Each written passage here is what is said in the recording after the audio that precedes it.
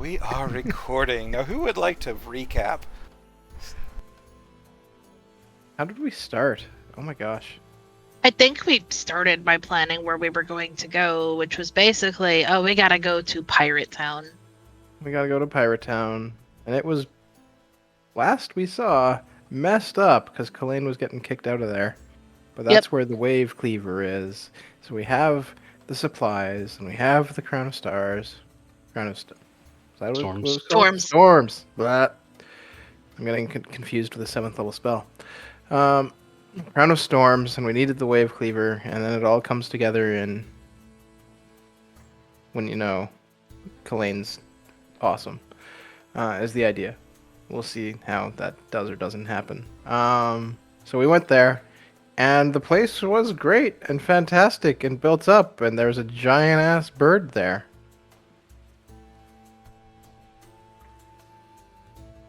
Did we find Gizmo first? How did we find Gizmo? Gizmo was in the cave.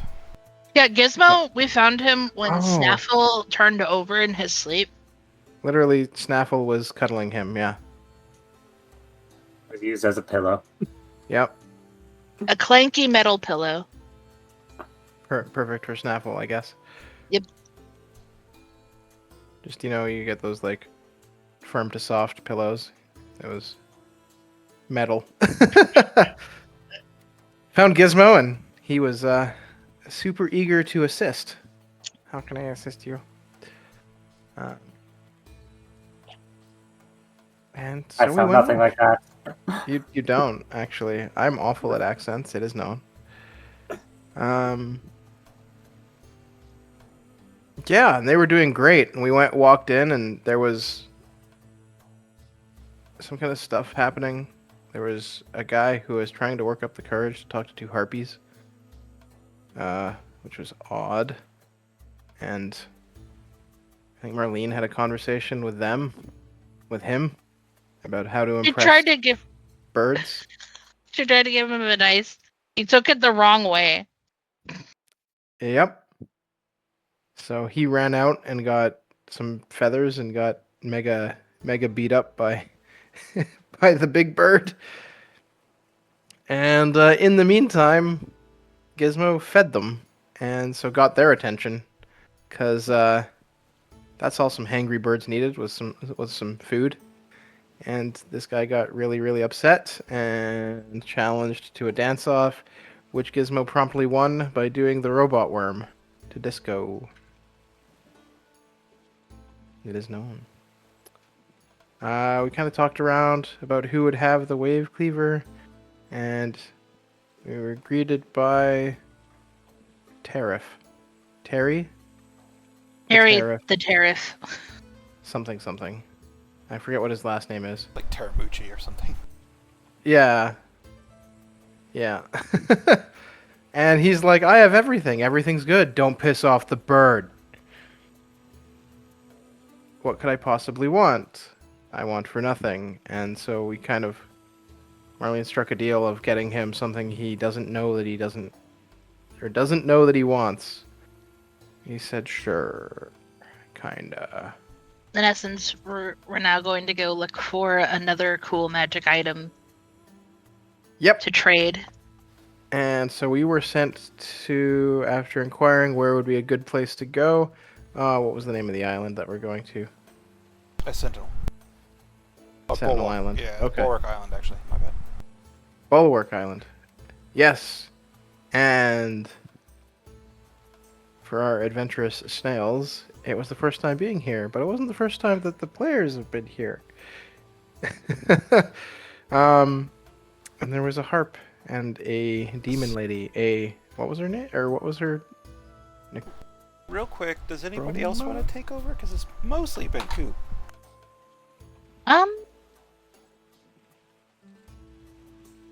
Hold on. Sorry, there was, Gizmo was the one who actually had the map that we decided to follow. He kind of came with it, and we were like, you know what, this could be interesting. And probably a lot smarter than just murdering everybody. So yeah, we went to Bulwark Island, where, like he said, there was a demon lady. I do not remember what kind of demon she was. All I know is that she was from the Exalted. Neoma? Yeah, you didn't figure it out in character, but out of character she's Yeah. called Neoma, yeah. But yeah, she was like, all right, plucking this like really fucked up harp with one silver string. And she's like, well, I can't leave. You guys can't go in unless you can figure out how to get this harp back to its owner. And we did. I think it was actually Coop who did. Yes. Perhaps, perhaps a bit amusingly, yes, it was exactly Coop who did it.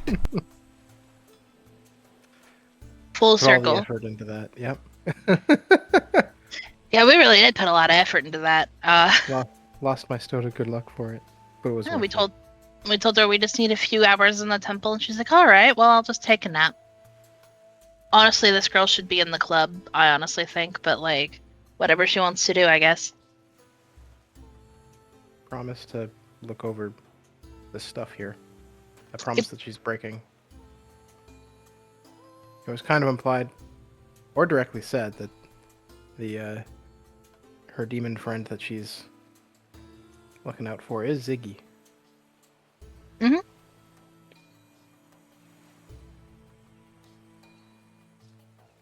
That's about the sash. Do we miss anything? I don't think so. We kind of just ended up, you saw like a rocky precipice in the distance out of the clearing, and through the jungle of Bulwark Island. You had just set out to make your way there, I believe, and that's where we ended it. Oh wait, I wrote Snaffle a children's book to tell him where we are. Oh, yes. You did, with a calligrapher's kit, write a note, and then we didn't know if Snaffle could read or not, either in character or out. So you drew a children's book, basically, showing Snaffle exactly what we're doing and where we're going. Yep. Okay, so Fun fact, Snaffle is surprisingly intelligent. Nice. spoiler alert, I can read, motherfuckers. I mean, I've got But I 9 work- eyes. I hope I can read. But I worked really hard on that children's book. He's got that Appreciate Mama you. Maddie education. It's know the thought she's that gonna counts. give I all her really kids. appreciate it. It's the best education. And so, we will begin our session. Snaffle, you awaken with a jolt in a cold, damp cave. The sound of distant thunder and waves roaring against rocks fills your ears. A cacophony that doesn't betray the silence that your companions are gone. You're jolted awake, you're alone, and it's very loud.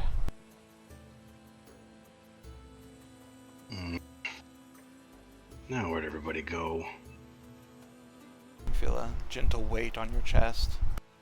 A small, colorful little book rests there. The hell is this?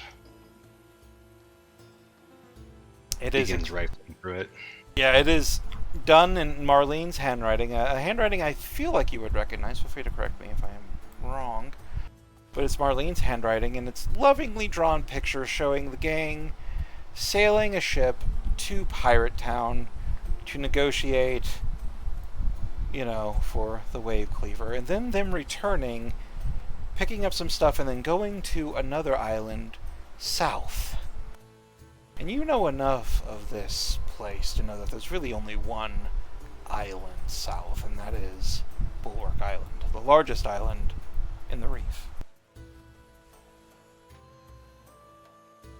I guess I'll wait for them to come back then, so I can go with them. The title of the book is Snaffle Comes to Aid His Friends, by the way. Thank you for pointing that out. I was fucking hoping you would say it. All right. Looks like I'm It getting the stars- boat ready. It stars Snaffle in his adventure to find and aid his friends. Okay, I am on the way. I'm glad you made that crystal clear for Snaffle, otherwise I would have sat there and waited meet up with you guys to go to Bulwark Island. Second, it Oh, was yeah, and I sad. think- I was just quiet. Like, Marnie definitely had the foresight to do that. Marnie, if you don't know, is Marlene's new nickname. No, Okay. Marnie is me confusing Marlene with another character I play. Which is just why we all start calling you Marnie. We're just not going to acknowledge this. That's okay. Snaffle's gonna see your upgraded sneak attack and start calling you Marnster. Oh. Hell yeah.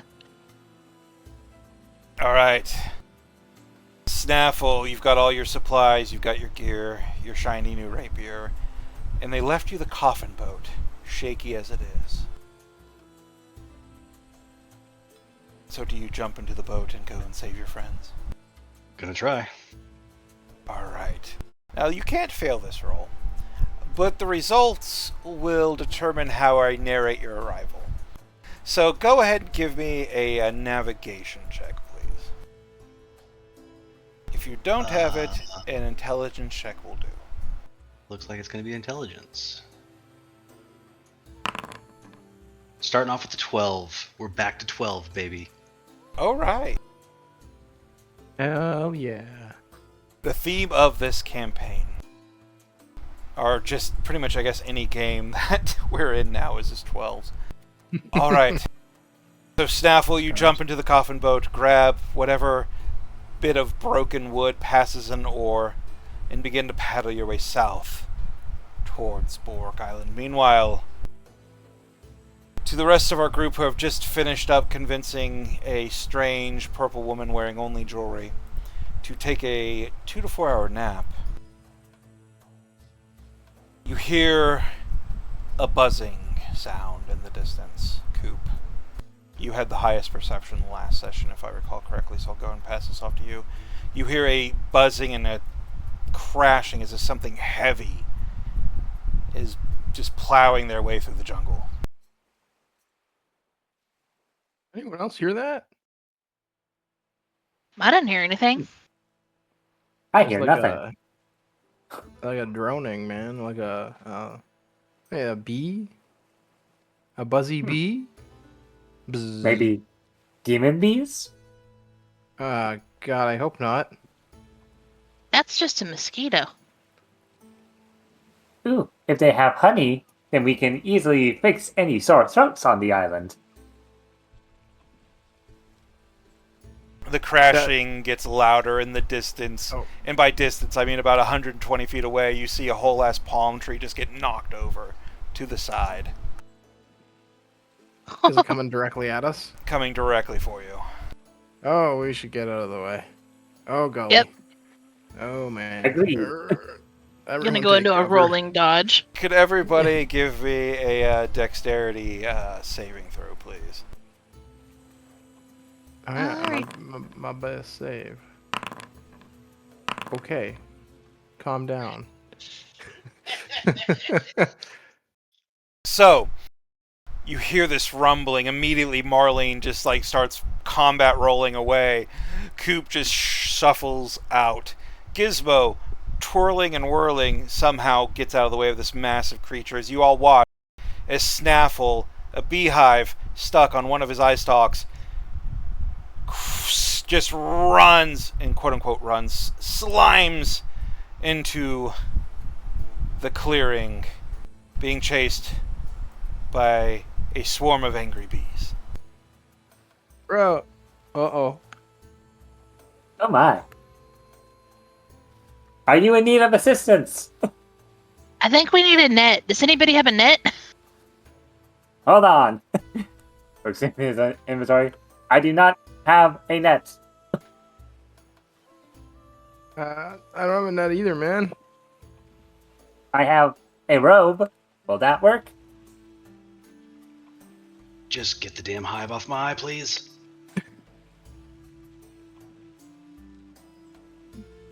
Grab the hive, toss it to the distance like a football. You grab the hive. There's still the thing with the bees. Like, all the bees are kind of swarming you. Let's see. None of them are really finding purchase, though. They're more of an annoyance, a buzz. But after you've discarded the hive, a few minutes later, the bees will make their leave as well, to build a new one, presumably. And so there we see Snaffle reunited with his friends, covered in bee stings, but still pretty well off. You got a little honey on your eye there. And I got some honeycomb. Holds up a big Ooh. chunk. Num num num. Nice. Want some? Yeah, I'd love some. Hand it over. Hell yeah.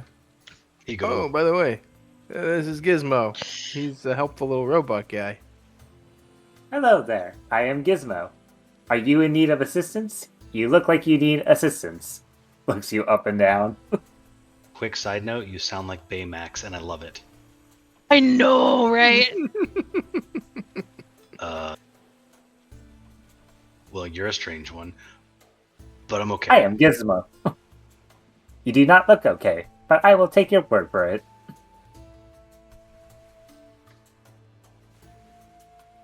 Honey? I do not partake in food.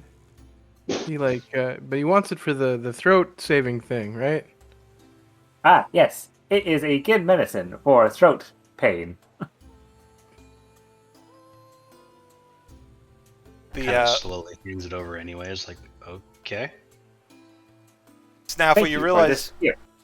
Sorry. Oh, Yes. God. Snaffle, you realize one thing you do notice, that they are in this clearing. There is a large sort of stone slab in the center of it, upon which is laying a basically purple-skinned, hairless woman, humanoid, wearing nothing but jewelry, black eyes, no eyelids, just staring up at the sky, mumbling about how, mumbling like, what the hell is honey?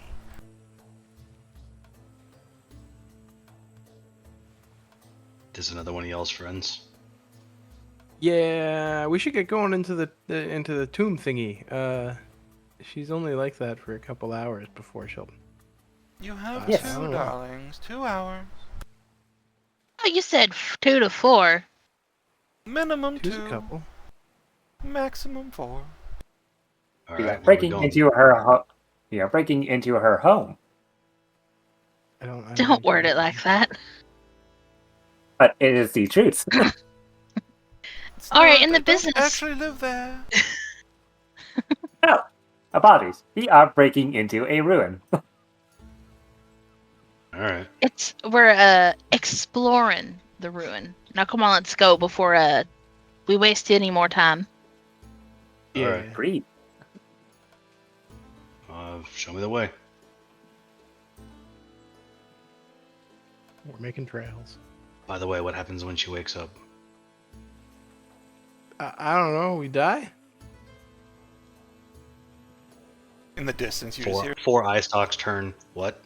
You just hear like, "Don't worry, darlings, I don't sleep." She just waves. 2 hours, maybe 4. All right. What does happen when our time's up? The Neoma turns her purple head towards you. Those black eyes, just kind of locking on yours. Darling, I haven't the foggiest idea. For all I know, the second you enter that door, you could die. Do tell me what you see when you come out. I'm quite curious. Okay. I'll go first. Good Just luck. show me where I'm going.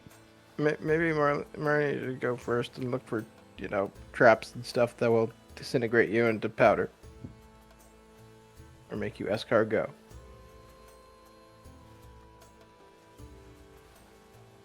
I can find traps, I believe. I have some knowledge on ruins if we enter inside. I could determine its origins.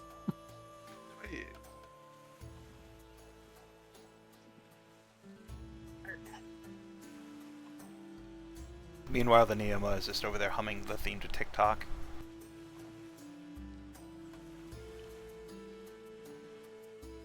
Like the Kesha song, Yes. or yeah, nice. Oh, okay. I feel less Yep, time to go. less doom scrolling Don't worry. now. Don't worry, Cass. I also didn't know that TikTok had a theme. I don't think it does. I think it changes with whatever the stupid songs that are on TikTok that are like popular. The rocky precipice in the distance, from the clearing it's a pretty much a straight shot. This is a small island, even if it is one of the larger islands. It's only a couple miles. It's like what? I think it's like 8 or 9 miles across. So all in all, as far as islands go, it's not the most massive, but it is the largest one here. And the rocky precipice is probably about a mile away. It's probably not even a mile away, to be honest. It's probably about half that. I'm not going to make you roll a survival check. You're able to make it through the jungle here pretty easily. Occasionally you see monkeys that are wheeling their way through the trees. Some of them are staring at you a little intently. Can I please get perception checks? Advantage for Marlene. Alright. Perception, let me...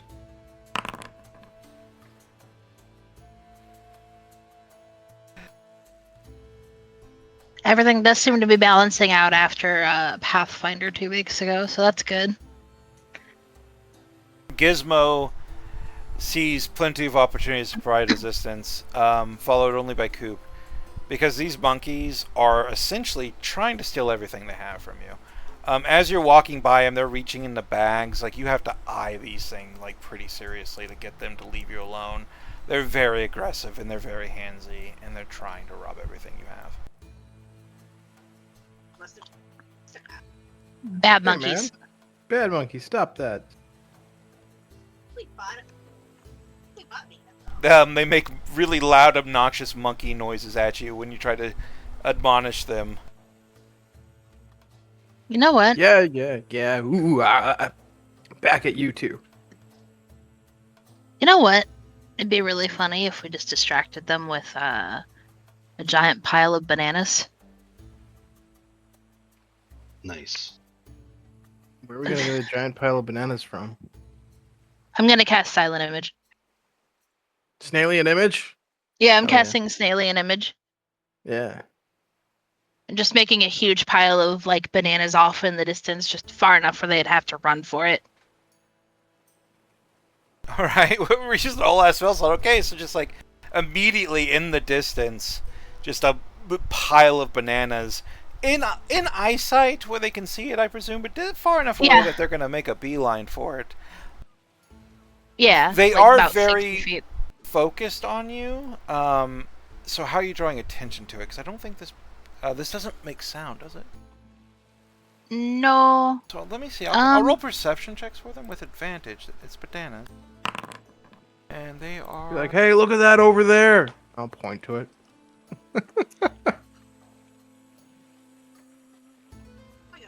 Immediately they all just kind of turn. Both the apparition drawing the attention of some, and then the sound of Coop gesturing over and saying, hey, over there, gets the rest of them look, and they just, eyes go wide, sparkling. The monkeys immediately leave you alone. Beeline it towards the bananas. Alright, we should run as fast as we can. Yeah, let's hustle. Time to make trails. Snail trails. So as you begin sprinting as fast as you can towards the rocky precipice, you come, like, pretty much the trail you're on gives away. The monkeys are going kind of apeshit over the bananas, jumping into the illusory pile, and as this happens, you come upon the rocky precipice. There is a door carved into it, the shape of one, but it's hardly... It's more like a door's was like the image of a door was scratched into a rock, more so than an actual door is present there.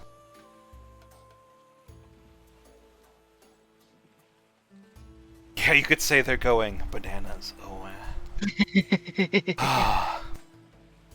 well, you can't have two inspirations. I'd give you one.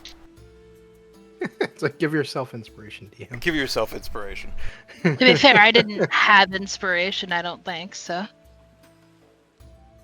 I don't have it marked down. Doesn't everyone get it from recap? Oh yeah.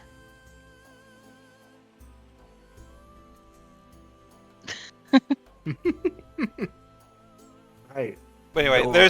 there's a door that's kind of scratched on this flat rocky precipice. It's like a small cliff. It goes about 25 feet before it levels out a little towards the top and forms a small plateau in the center of this island.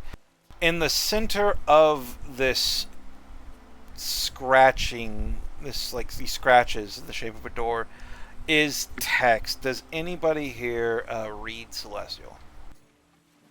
I do.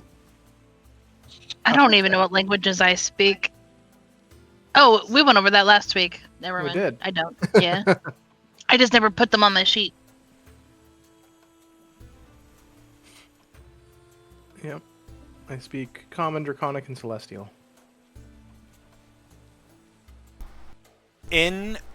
On the writing in the door in Celestial is abandon your fear and embrace the darkness. Embrace the darkness, man. I'm all about the light of Maddie. Mama Maddie. I'm pretty good at embracing darkness. You are. You disappear in that dark. I remember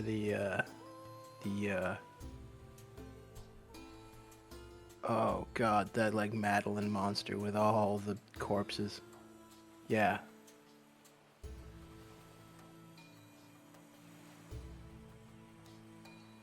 Anyways, what do you think it means?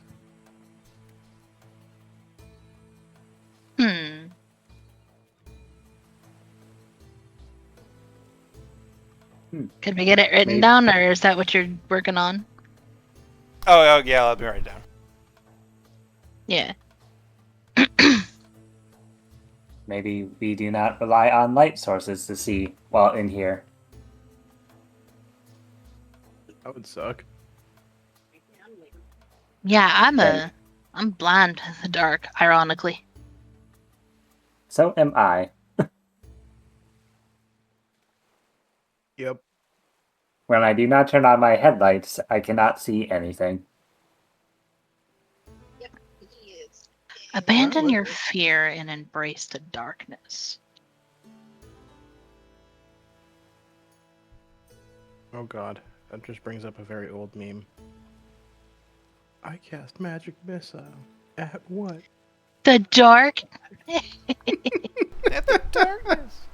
You're all I'm Mountain Dew. Galstaff. I'm Galstaff, the sorcerer of light. Then why are you casting magic missile? It's a gazebo. I guess let's go for it and just walk up there. Agreed. Gizmo walks into the door. Gizmo bumps into the stone wall that the door and the message is scratched upon. I see. Like you are, this is at the end of a trail, lightly trod as it is. It is twilight, as it is twilight here. There are no stars in the sky. Instead, they're reflected in the strange waters of this place. So you are in twilight before this rocky door. Gizmo tries to open the door. There is no knob for you to try to open the door. He pushes his body against it to try and open it. You push and push against the rock, but the cliff does not make way. Abandon your fear and embrace the darkness.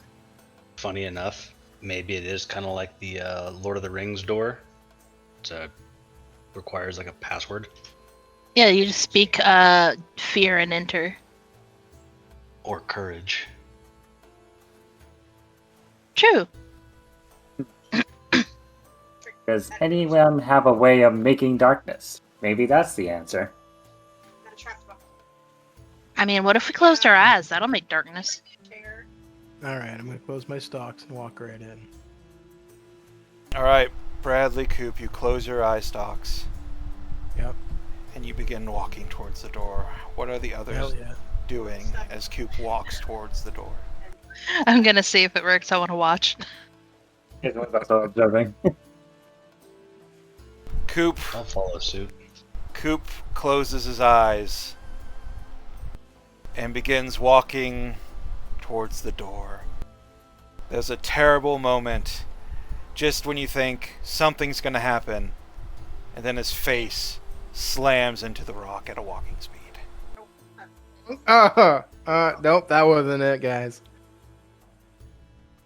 Coop, I'll give you That an was- inspiration for being close. Huh. Alright. So you don't walk into it face first. What if I do it backwards? And I'll just flip around and like scooch my butt up against the thing. That does not work. You just back into the darkness, into the door.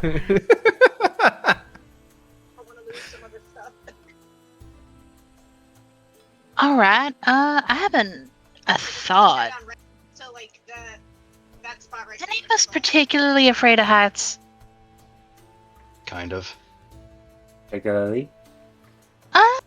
Hey, Snaffle, could you, and this is gonna sound a little crazy, maybe climb up to the top of it, close your eyes, and let yourself free fall? That does sound crazy. You want me to do what? How tall is this thing? 25 feet. It's not that high up. Oh, Fine. If you think this will work, I'll give it a shot. We are and, rooting for you can beat my ass later if it don't. Meh. Alright, go and give me an athletics check to... Actually, no, I'm not gonna... You're so good at athletics. You climb the cliff. You beat it into submission if it doesn't let you climb it. And when you get to the top, you're looking down, and 25 feet is pretty high up there, especially when you're looking down. I was looking down from my roof, which is like only like 12 or 15 the other day. It's pretty scary. So you're looking down at 25 feet, and you jump, I presume. Yep. Just Somebody gonna roll go for it. 2d6, please. Yep. I'll do it because I'm the one who said to jump. 4.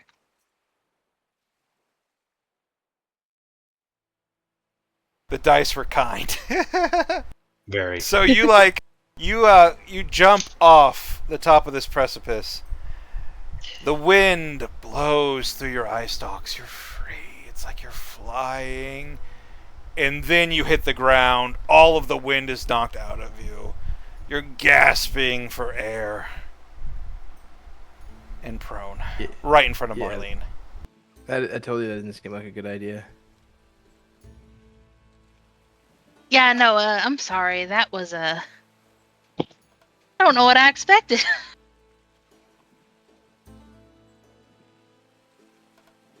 See, abandon your fear and face the darkness. Pick the stuff I dropped then. Maybe you only lose stuff if you like. Well, That Himbo means, said Coop was close. True.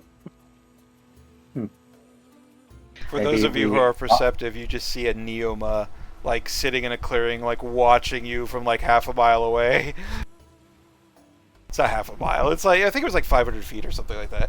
But watching what's going on from a distance, like, trying to eavesdrop, but not wanting to get too close, but clearly interested in what you guys are doing since you're jumping off cliffs.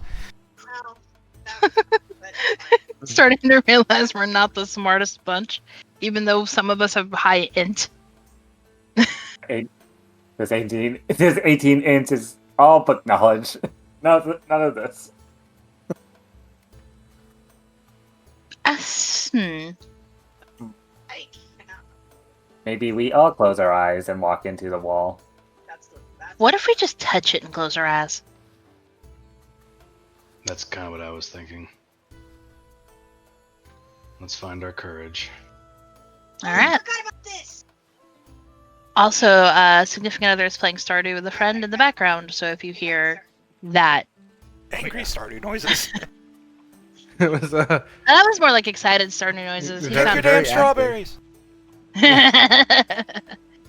very Just active. cussing Stardew out. noises. just cussing out Abigail, the egg festival. That's fair. I get that. Fantastic. Oh, that's fair. Yeah, fuck Abigail. No one Just- likes her here. I like Abigail, but on the Egg Festival, she is my worst enemy. Anywho, touching the door, closing our eyes. Yeah. Yeah. All right. So who is touching the door and closing their eyes? Me. Snaffle will as well. Gizmo will as well. Coop, what about you? Sure, I'll follow suit. You all walk up to the scratching of a door, place your slimy mitts on it, and close your eyes. You stand there touching the stone for a long moment with your eyes closed. It's comfortable here. It's a little warm. The water flows freely. The smell of flowers fill your Good to nose. Indians and Gundam. It's relaxing. How long do you go until one of you opens your eyes? For dumbass Canadians, can you also include Gundam in that? A minute. Does anybody beat a minute? I don't think so. Gizmo would probably have his eyes closed for an hour unless told otherwise. And Coop? No, I got. Well, I'll probably do like minute. And then- Marlene, you will be the first to open your eyes. Me until you get up to us. About a minute passes as you're holding onto that rock. I'm actually there, so I can try that trick again. And when you open your eyes, you look around, and you're not where you were standing a moment ago. There is Try to ace this. no Try- door. There is no rocky precipice. You are standing along with your companions whose eyes are still closed, touching the base of a statue in the center of a clearing, in the middle of which is 5 such statues, each one depicting a maiden posed slightly differently. Each one, though, holding a small basket in the left hand, an empty basket. Surrounding these 5 statues is a large field of flowers, every color imaginable, every smell. It is a wonder to the eyes and to the senses, and cutting all of this in two is a mighty river. In the distance you can see the waterfall that feeds it, seemingly coming out of nowhere. But what surprises you the most, Marlene, is when you look towards the sky, for it is quite a bit brighter in here than it is outside in the twilight of the astral. You do not see a sky so much as a dome. It is a dome of unfamiliar constellations and strange shifting skies that you do not recognize. That is what you see. Hey, fellas, open your eyes. Yo. Mm. Oh. Huh. Gizmo opens his eyes. Oh I my. like the flowers. A bunch of nature. Is this the ruins? Maybe. I don't know if we can grow mushrooms here. Looking at the statues, can we make out what type of creatures these statues depict? So now that you open your eyes, and also I need a correction. I said it's quite a bit brighter. I actually meant to flip that. It's quite a bit darker in here than it is outside. Outside it's twilight. Here it's more like a whisper of sunlight on the horizon. Chicken job. The statues depict 5 humanoid women. Each one similar in shape and size. One wearing armor, one wears armor and wields a large shield. It looks as if these statues were painted at one point, but you can only see like chips of paint here and there, and none of it is really giving you many clues to anything of what these are supposed to be. But one woman is holding a spear, the other one is holding olive branches. Another one holds a horn, one of them holds a book, and the other one holds a dagger. Assuming this is the ruin / dungeon, does that do anything for me?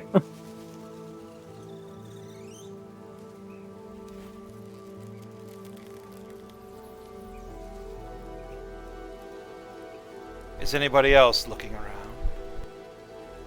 I am for sure. Yeah, man. Alright, so a Checking field out of the flowers. flowers, a strange dome of a sky. Go ahead and give me Arcana checks, just for like passive information that you might be able to guess. DC on this is pretty high considering the magic involved.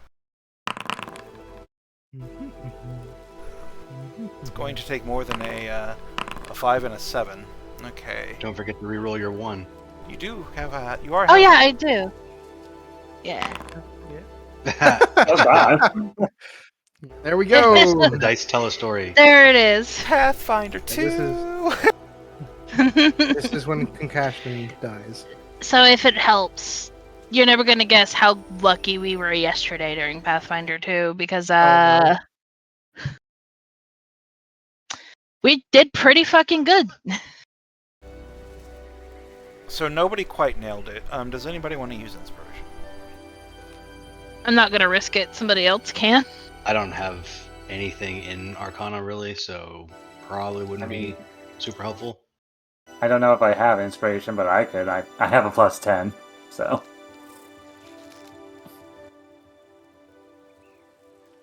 I think Do what. it. Yeah, do it. You also have Okay. strange memories as well. Oh, true. One better. Strange memories. Oh well. You. Apologies. What strange memories? It's a D6. You can add it to a skill check. Okay. RED6. There you are. 17. I keep getting there by 1. So you all look around, and you see the statues holding their implements. You see the fields of flowers, the strange waterfall seemingly coming out of nowhere, and all this lush vegetation, but something strange. You just can't put your finger on it, Gizmo. This is magical, clearly.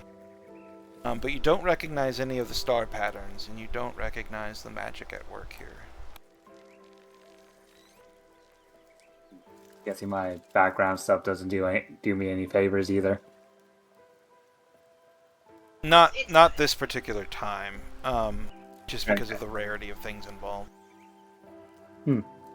I cannot put my finger on it, but something is off here. I do not recognize any of the star patterns or anything about this place, though. But something is magical here. I just do not know what. Star patterns? Oh.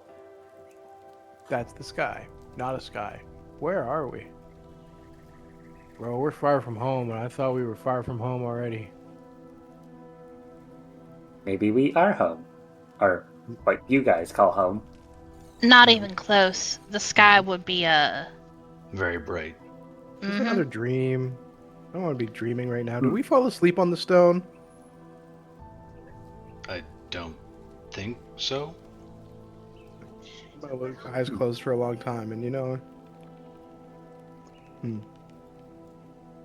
I mean, we only did it for one, and I think it takes like, what, 7 minutes to fall asleep or something like that? Speak for yourself. It takes me 0.1 seconds in order to go into standby mode. See? Wait, what the hell is standby mode? Oh, it is when I power down. Yep, you Two. guys found a strange one. Uh-huh. Dude, you were using him as a pillow. I blame you. Oh, right. Why did you use me as a pillow? I am not exactly pillow-shaped. Or comfy, for that matter, to lie on. Is your neck okay? I'm fine. You must have a strong neck. Oh, He's got a strong most everything. Alright, okay, so back to it, even if this is a dream or what have you.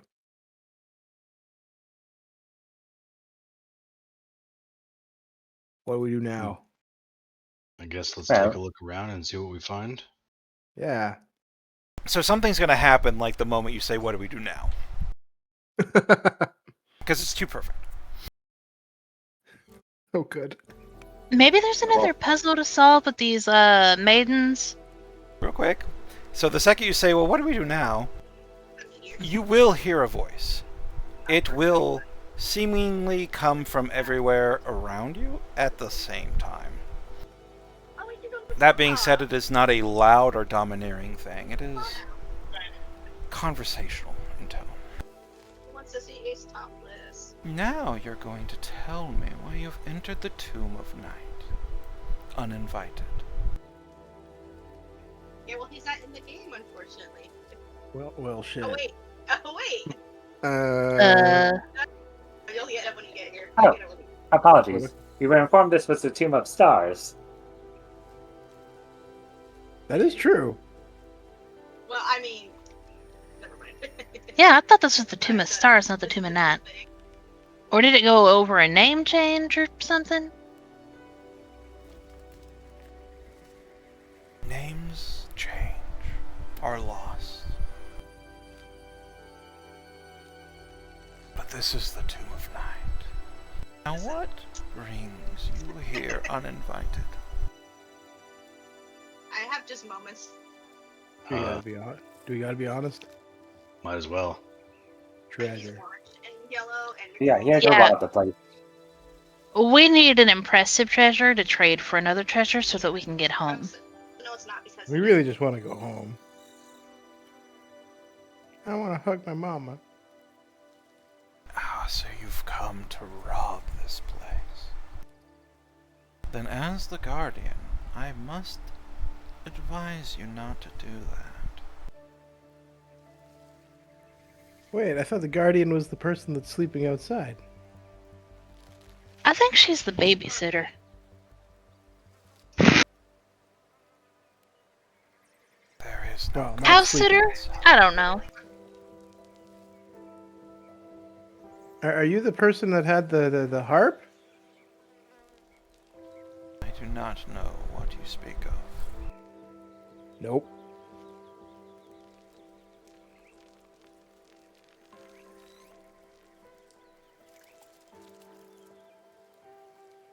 The voice goes quiet for now. All right. Who so I wants to recommend bet we that's don't going to be a take problem? anything. Yeah. Oh, it's well, 100% gonna be a problem. Everything we got- has been a problem since we got here. We They gotta sounded kind of nice. take something. That's how they get you. Now, Coop, At least now, they were polite. now, Coop, I think you have the highest passive perception. Probably.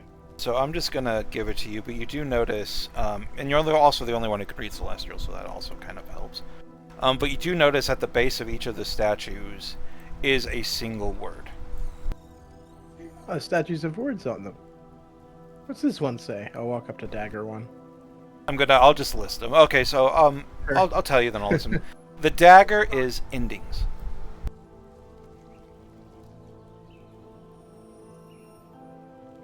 Dagger's what, sorry? Endings. Endings. Book.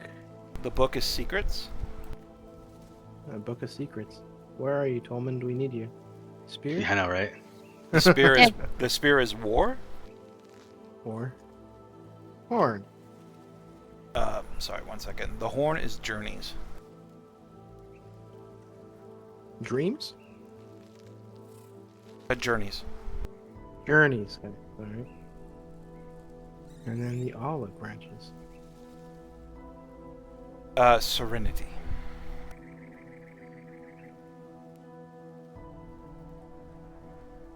Alright. Endings, secrets, war, journeys, serenity.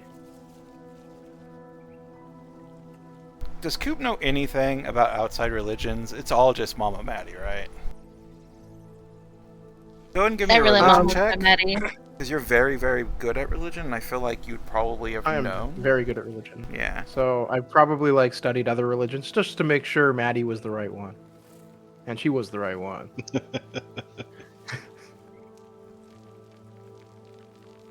You want me to make a religion check? Yeah, go ahead. The DC's pretty Okay. low. I should say that more often when the DC's not, just so, like, to bluff the dice. Yeah. So the woman holding the dagger is clearly the Maiden of Endings, also known as Saturn. The woman holding the book is the Maiden of Secrets, Jupiter. The spear is War and thus Mars. Serenity is Venus, of course, and then Journey is Mercury. These are the 5 maidens. The 5 stars. Book secrets is what? Jupiter. Jupiter. Jupiter. Okay. And then Serenity was Venus. Venus. Okay, gotcha. Huh. So that's like, I'll just point up at the constellations. That's like those things. Constellation? Yeah, the stars, they make patterns in the sky, and they're kind of, well, if you know anything about religion, they have significant meaning for most religions. I do not recognize these patterns. Huh. You need to read more books, I guess. Yeah, you kind of lost me on that one too, brother. I typically stare at soil, not stars. Like explode?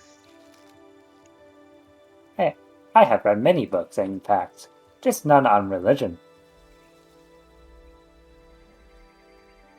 Yeah, so like they got baskets. We give them some stuff. I was thinking they all get flowers, but Oh, now that there's like endings and Saturn and hey, wait, Yes! are you good at investigating flowers, Snaffle? You know your flowers. I mean, I'm okay with certain nature things.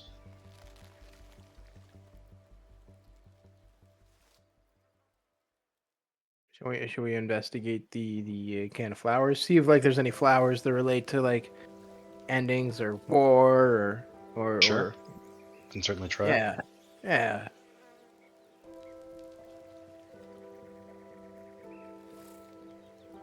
You alright with that, Himbo? Yeah, go ahead.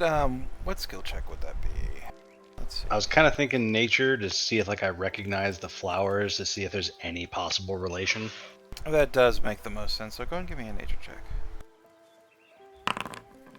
22. Nice. So there are dozens of different kinds of flowers out in these fields, varying from every shade of the rainbow to every other shade of the rainbow. But there are 5 that seem to fit best, probably with their various maidens. If that is the route you wanted to go. Basically. Okay, so it's going. Yeah, there's going to be red poppies or remembrance poppies for war. There's going to be nightshade for Saturn, so on and so forth. I had all the flowers written down, but my notes got deleted, which is why I was a little late. I had to randomly fix them. Oh no. My flower notes. Well, if there seem to be corresponding flowers, I think Coop's got a good idea. So Snaffle will probably take, a bushel of each of those flowers and put them in the corresponding statue baskets. Yeah, and Coop will just be like, and these ones go. Wait, what are these ones again? And he'll tell me. Be like, oh, okay, those ones seem like they relate to endings, so we'll say this goes to Saturn. And thus we begin the great flower harvest. Hell yeah. It seems relevant that Stardew Valley is being played in the background. For real, right? All right, you guys Hogwarts wade still. into the flowers. Now, are you looking for just quantity or quality? Like, what is our flower picking method here? A little bit of both. So we don't want to just pick a bunch of like random shitty flowers, but A nice bouquet. we're not Yeah. just picking like the most pristine ones either, I don't think. Alright, let's see. Let's go ahead and use Coop's religion. Let's go and have you make one more religion check. And I feel like that would best easily represent the most religiously significant way to present this. Do you want to use anything on that roll? Yeah, I want to reroll. Do you want to reroll? If I can. Or do I want to strange memories? Yeah. Strange memories. 17. Strange memories. You begin binding the flowers in processions and like strange arrangements, and you're drawing on memories you don't quite comprehend. Like you're seeing yourself not as yourself, but as like somebody else, like you're looking through somebody's eyes, making arrangements in a different time, a different place. It's weird, but soothing. It's relaxing to you. And then the miasma of your various drugs take over, and you find that all the work before you has been done. Arrangements stand relatively well prepared, though you do not recognize the thought process you yourself put behind them. It looks awesome, bro. Good job. I'll just, high five everybody. Is that? Well, I didn't expect flower arrangement to be on the to-do list today. Well, here we are. That's not too bad. Let's put them in the corresponding baskets and see what happens. Yes. Flowers can be good for medicine. Just like honey. Exactly. Everything can be used for healing, if you try hard enough. Sometimes you're cool and sometimes you're ominous, man. I do not know what you mean. I mean, Slithers there's away. some. I guess it all depends on your meaning of healing. I know some poisons that can cure life, if you know what I mean. Yeah, like that. The whole I mean- curing life thing. I mean, sometimes people just want to die, so I help them. Alright, so you're like a maid. Exactly. I am everything and nothing at the same time. What? I thought you were Gizmo, not nothing. Yes, I am Gizmo, but I am nothing if I am not helping. And I only help when I want to. Which is all the time. Yeah. Wait. What See? about the desire not to help? Could someone make you so angry you wouldn't want to help them? I do not have anger. At least, I don't believe I do. I have never felt this anger you speak of. I'll take that as a challenge. I'll just like Huh? flick him in the eye stalk. How does that make you He feel, did- buddy? He just blinks a little. I don't feel anything. Was that supposed to hurt? Cocks his head. I No. think he's just gonna succeed at pissing you off at this point. Flick again. I'm just gonna take I a do not seat feel- next to Snaffle. I do not feel pain. I do not know what you're doing. As all this Click is again. happening, Marlene's the first one to kind of sit down and like kind of get away from all the hijinks for a second. And so I'm going to say Marlene's going to be the one who notices that when the flower arrangements are put in the baskets. I presume you did that. Tell me if you didn't. I'd be doing that while he's trying to That's tick good, off yeah. Gizmo. So we'll say that Marlene's going around putting the flowers in the baskets, like making them look nice. And as each flower goes in a basket, you realize that its appropriate constellation in this domed sky is changing color. That's a good sign, I think. You're the only one who notices so far. Everybody else is too busy flicking. Oh, that's a good sign, I think. And I'm just gonna continue putting the flowers in their respective baskets. So, what is the order you place flowers? Fuck. I don't remember which flowers corresponded to what. But, Coop I did would've write it said. down. Yeah. All right. Saturn, Jupiter, Mars, Mercury, Venus. Okay. You're gonna want to I- go from inwards out or outwards in. I was thinking go from order, like Mercury, Venus, Mars, Saturn, Jupiter, like that? Or yeah, what do you mean? yeah, like that, like out of character, the order of our planetary system, kind of thing. Inwards out. Yeah.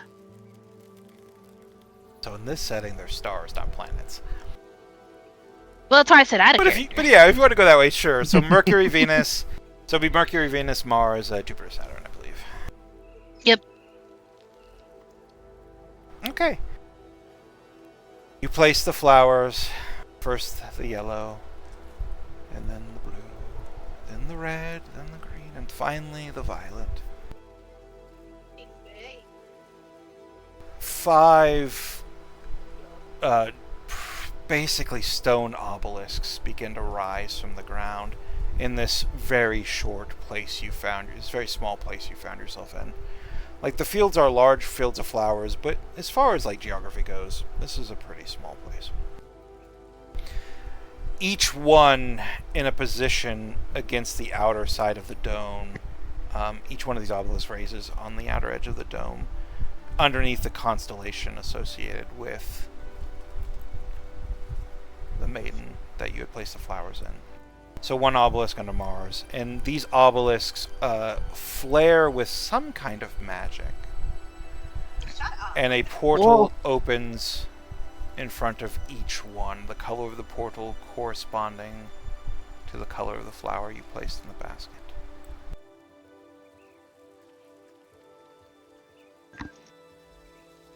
Were we That's pretty looking for cool. something specific? Not a clue. We just had a treasure map and decided to follow it. Something about the crown of stars, I believe. You should Oh. not have done Nope. that. Comes the Oh. voice from everywhere. Why not? Because you have come to rob this place. The red portal closes as the obelisk's magic dies, and I cannot allow that. The violet portal dies. Do we jump in a portal real quick, guys? Venus? Yeah. Sure. Yeah, we all Venus. run for Venus. To Venus. As you're running towards the portal, all right. I guess we're gonna just do this as a skill challenge. Let's go. We will add Kalain, and Kalain will be the bad stuff. As No. usual. No. Kalain is the best stuff. Klein is fluffy, so Alright. it's fine. Everybody give me initiative checks, please.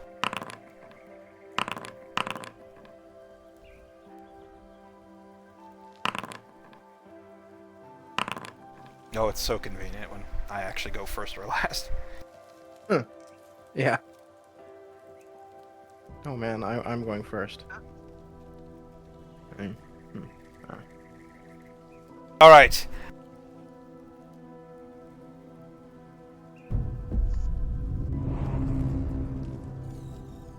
So, as the portals begin, you begin making it towards Venus's portal, the blue one. You feel this intense pressure bearing down on you, as if the very environment itself does not want you to move. You're fighting against this place. Coop, how do you get yourself or help your friends get to the violet portal before whatever happens?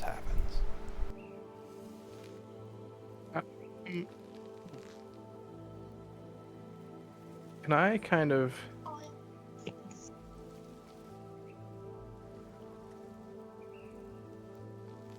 How do I want to explain this? Observe like the magicalness around the area, or like the intent in her voice, or the order in which she's doing things, and try to like figure out which one's going to close next. Because if it's going to be that one, then I'll just like redirect into the one I think she'll close last. All right, go ahead Insight or and something? Yeah, give me whatever feel. You could like Arcana would work, Insight would work. It all makes sense, whichever one you want to use. Yeah, I'll try insight. Okay. Woo. You, with the fact you're dealing with some kind of entity, even though they're unseen, they are definitely heard. Combined with your ability to be able to sense the magic of the area, like your Arcana powers, you get the feeling that this person is just trying to prevent you from moving forward.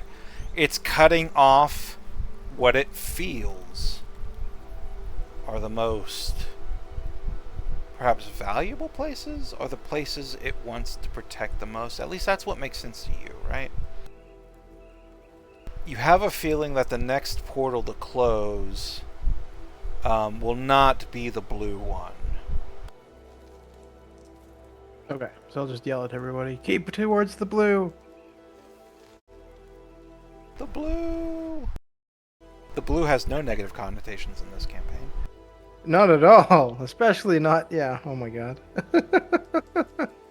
So meanwhile, Gizmo, you're the second one to act as you watch Bradley begin to observe the area and tell everybody that it's not going to be blue to get to blue. What? I would like to use my arcane knowledge and arcane abilities to try and keep the portal open using my own arcane abilities against whatever entity is trying to close them. They're all just hoes. Alright, give me an Arcana check. Oh, no, it isn't like kitty. Of course. 15. Have you used your inspiration yet?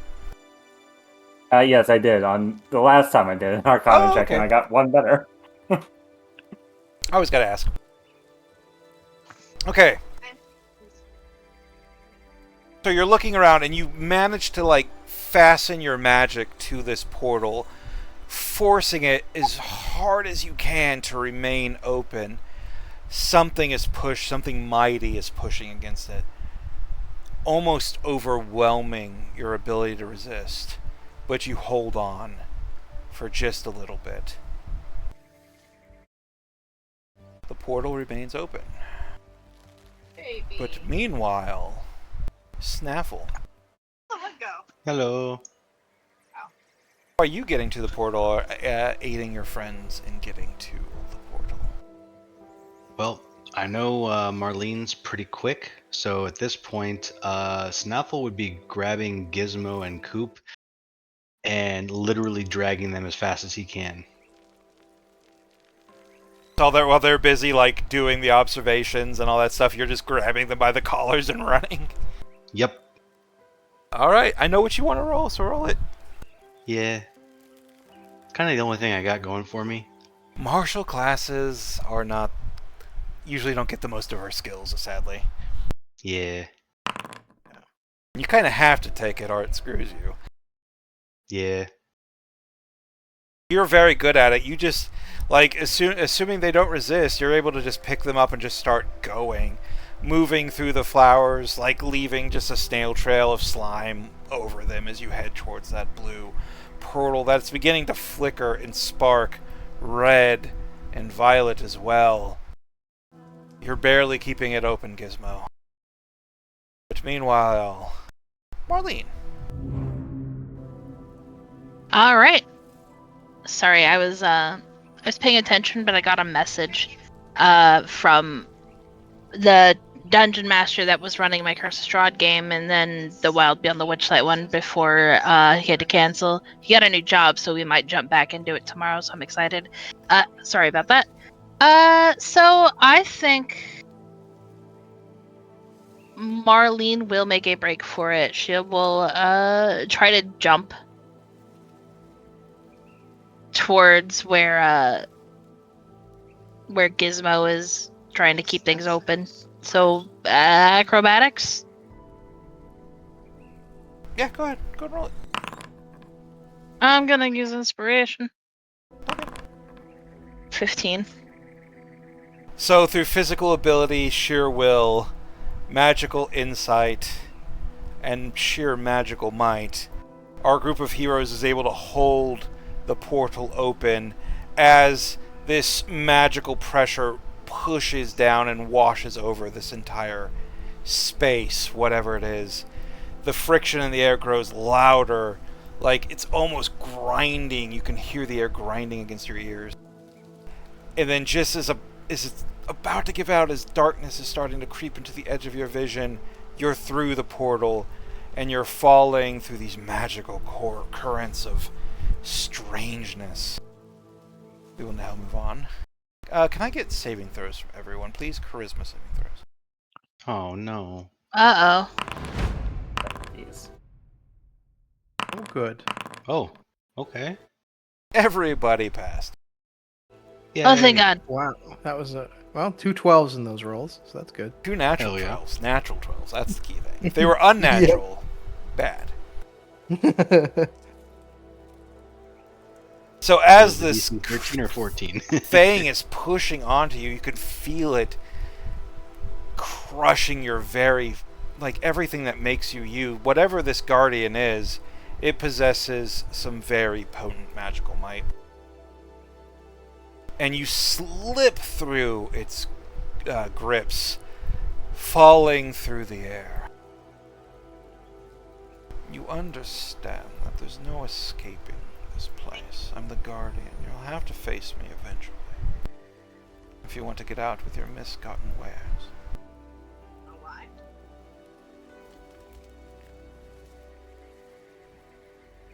Uh-huh. You're still falling. Because I'm sure my Ah! Okay. R2D2 screams. I think we should Uh. meet. Do you think we should meet?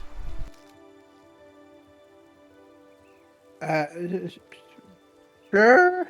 It'd be nice to put a name to the voice. I believe Maybe it. we could go out for a couple of drinks. Are you in need of assistance? I can assist.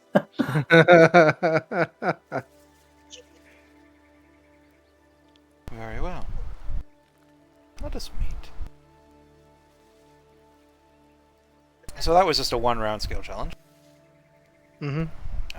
Let's see. The only I think that might be the only skill challenge that we've had that was like an actual failure. So Wait, that one failed? it did, yeah. The DC was 16. Oh, I thought we had 2 6. Oh, we had 2 14s. Yeah. You needed 3 successes on this one. Oh, I did okay. put it. I put this one specifically to 3. Okay. Normally it's 2. I got you. Yeah, sorry. Let me double No check. worries. Actually, let me double check that notes because I might have done my math wrong. Because usually it is 2. And I just hold on. Give me one check. It's already been an hour. I need to make sure I didn't plan for Chris to be here, which That's fine. I don't think I He did. doesn't have a character. Yeah, he doesn't even have a character. No, this one specifically in my notes requires 1 extra success, Good night. Okay. and that's just because, yeah, the nature of this place. So you're falling through the air. I apologize. You're falling through the air. I think it's time we meet, don't we? Like you said, put a name, a face to the name, a voice. Nicole had to leave. And all this green, blue, and yellow light merge together. And you see a platform begin to build itself from nothingness. If you would like to, I will give you Arcana guys who have it trained another chance to figure out what this place is with another Arcana check. But if you fail this one, this is your last chance. I will also use this. I will use my memories. 23. Oh yeah, Marlene does have it trained. Yep. Arcane Trickster, baby. Plus, I was going to be a general skill monkey, and I still am, so. You still are. Do you have Arcana as well, Coop? No. Okay. So you watch as this platform begins to build itself out of this raw magical energy. And Marlene, as you're watching it, you realize perhaps more than anything that you are in a Dim-Eye plane, but you're not in just in a any Dim-Eye plane. You're into one that is reactive to someone's will, and it's actively reshaping itself. Uh-oh. So as you're falling through this air, this platform, it's like bits of sharp rock slamming into each other, one after another, until this little platform becomes a big stage. The shadows begin to lengthen, and the light dim as this stage takes shape before you. Real quick, we find it.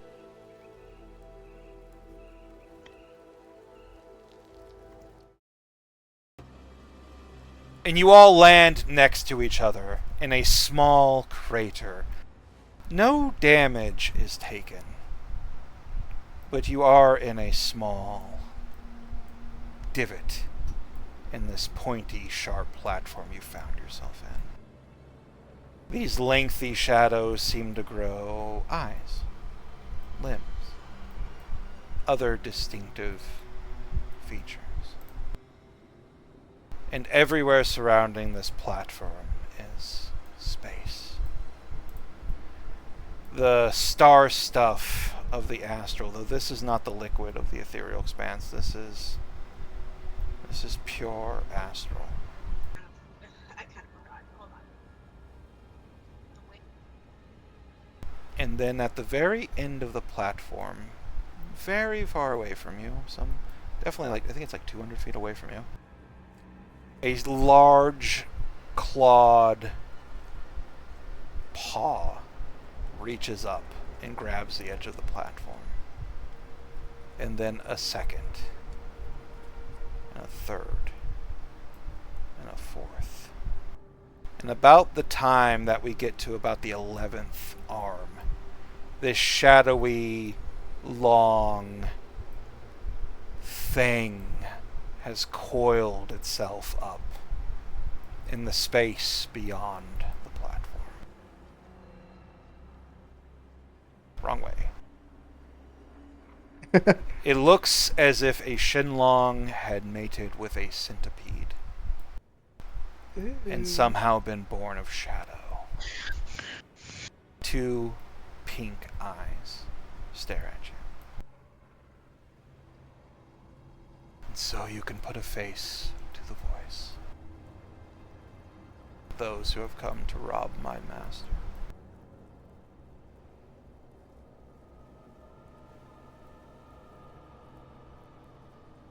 Hi. Hello. Did see something about how. Well, that's terrifying. Yeah. Hello there. Are you in need of assistance? Exactly. Dude, that is my line. Why are you stealing my lines now? Because I'm nervous.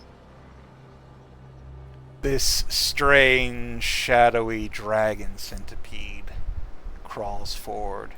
Its movements are quick and jerky, hard to follow, and far, far too quick. Why not? Why not? Oh, you're a fast bugger. Mm-hmm. Mine?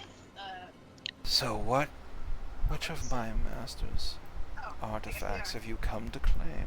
the icon color? We don't. You've come here for We don't treasure, know. have you not? I don't know. In all honesty, we didn't really have one specific in mind. We just had a map and a need. Yeah.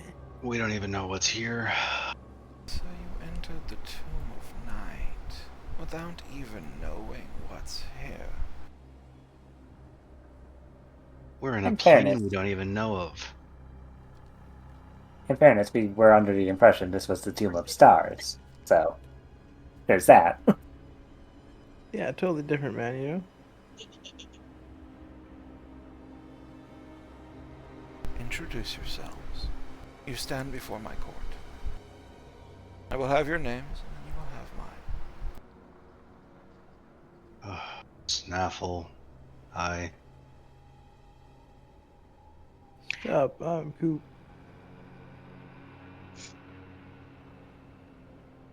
Hello, I am Gizmo. Are you in need of assistance?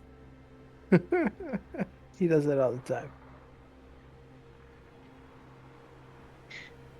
I'm Marlene. I am First Light's shadow, guardian of the Tomb of Night, and firstborn of darkness. It is a pleasure to meet you. This is my court of shades. Do you see them? And you see all these like shadowy humanoid figures that you don't like. They just kind of blend into all the other shadows, save for the glow of their eyes peeking out.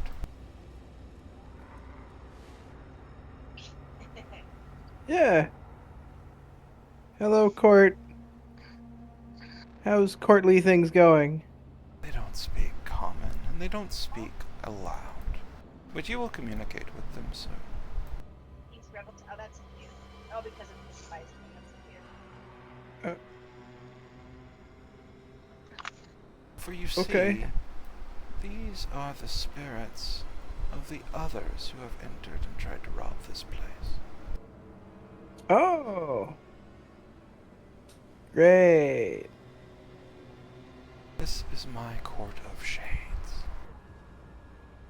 Allow them to introduce themselves. The dragon nods its head.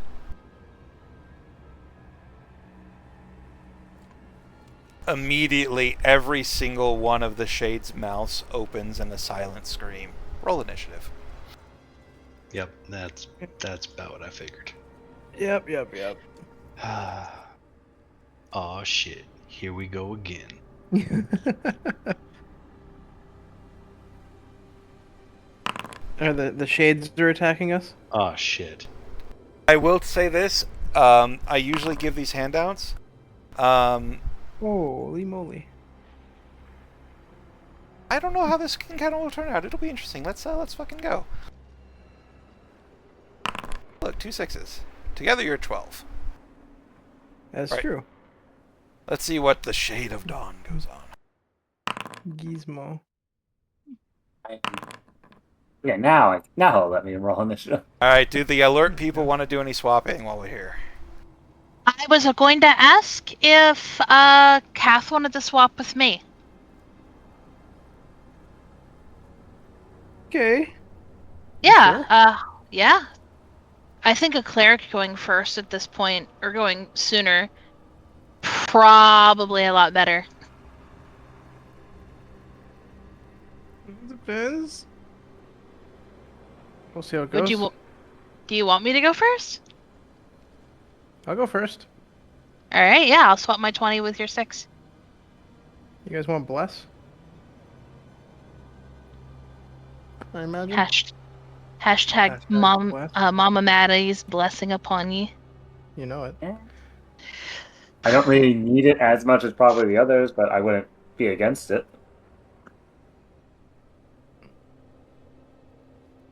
See, you say that, but you Then never know. Unless you get hit with a random saving throw. Oh, true, there is that. I was thinking more like I don't really make attack rolls. A lot of my stuff is just saving throws. Yeah, but bless is still good for you to make saving throws on. Yeah. Gotcha. Okay. So we'll switch. I'll go first.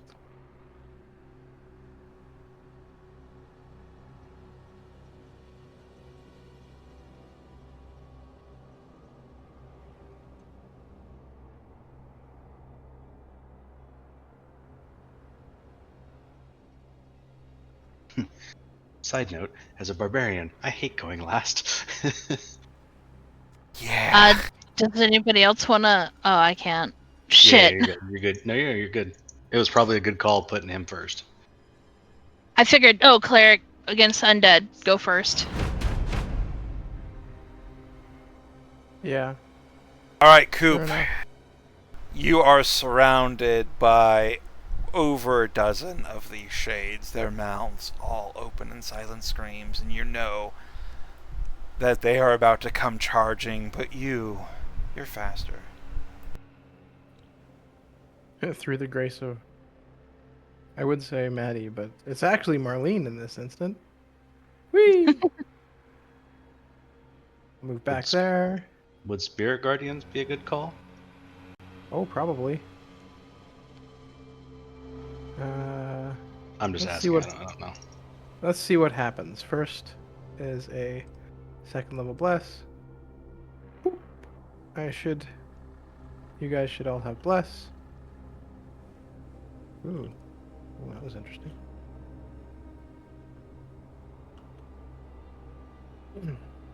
So everyone's blessed at second level, except for Kylan, which I'm not sure if he's in the combat or not. He's technically with Marlene.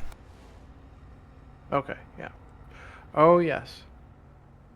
Alright, so you cast Bless, a prayer to Mama Maddie, and everybody feels the warm hug of comfort wash over them. Yarp. Is there anything else Alright. you'd like to do, Coop? Snaffle's there. Right. Yeah, I'm good. And turn. Alright, Gizmo. You too see the shades getting ready to lunge, and you are also faster. Activating defense protocol. You'll watch as he opens his mouth and shoot out almost this concussive grenade. Let's see here. I'm going to be casting it. Ooh, that's perfect. Right here. Alright, excellent. Alright, you cast Shatter. What is this? Con save? Yes, Yep. I can't say it, please.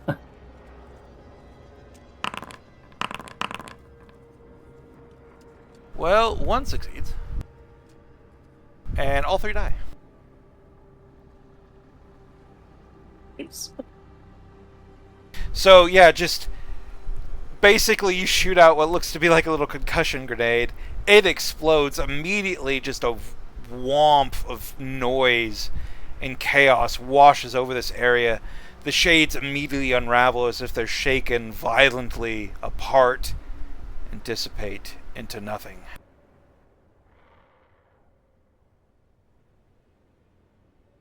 Defense protocol continues as I will move.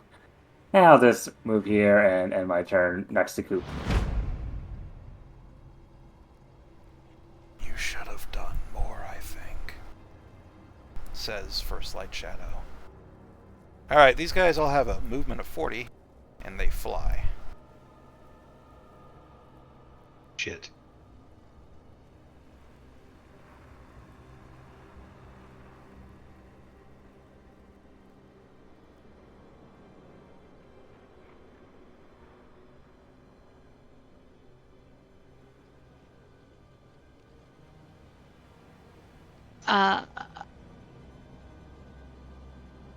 Yeah, there's a ton of those motherfuckers. But one of them succeeded the save and still died, so hopefully they don't have a lot of health. That's good to know. Again, I'm hoping. I am not confident in that question/answer. Fair.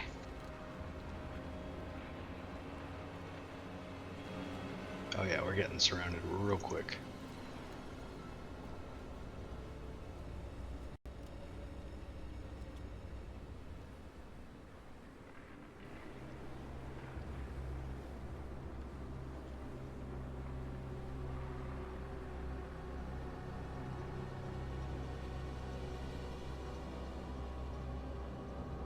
Alright.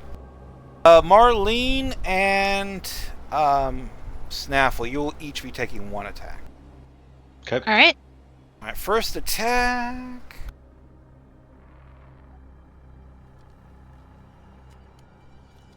First attack is going to be this. On Marlene, what is your armor class, Marlene? 18. Alright, it misses you. This thing reaches out with a shadowy hand and swipes at you. You duck just out of the way, but you can feel in the wake of this thing a cold malevolence behind that attack. Snaffle, this thing lunges at you and buries both of its claws into you. Do you have any way of raising your armor class or reducing theirs? There to hit? I don't believe so. Alright, then these claws jam into you. Yeah, let's see, that's a 23 to hit. Yep, that hits. That is going to be 12 necrotic damage. Owie. For the fun part, your strength is reduced by 3. Oh, Every That's not other one of these creatures that is not in melee will use their bonus action to stealth. Marlene, your turn. strength is reduced by 3. That's not good because that's a barbarian. Short sword. I'm going to try to attack it.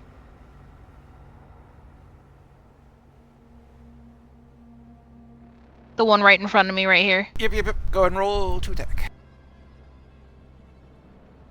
I rolled 13. Okay, yep, you hit. The armor class is 12. All right, cool. That's 10 damage, and here's sneak attack coming. They have 1 hit point. I don't want to. Oh. All right. Well, I kill that thing, and then I'm going to try and. Is this a crater that I can hide inside right here? That is a crater, yeah.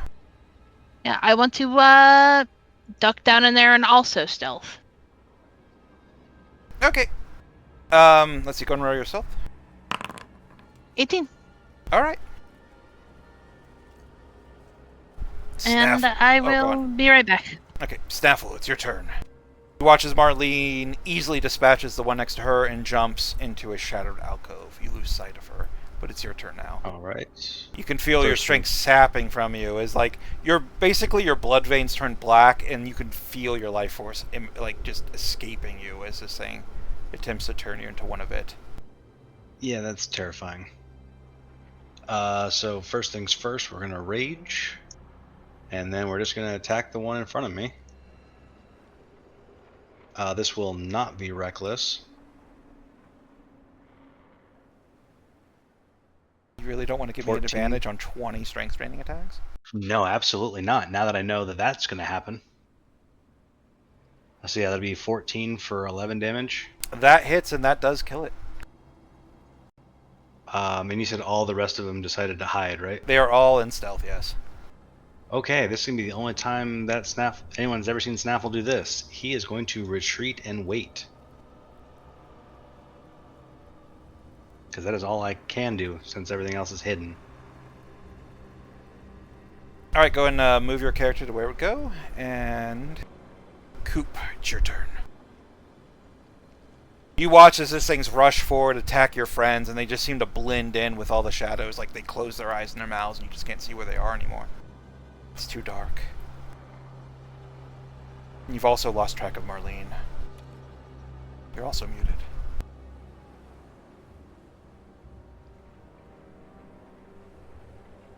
So they may not be where I think they are anymore, hey? Holy shit, there's a lot of them.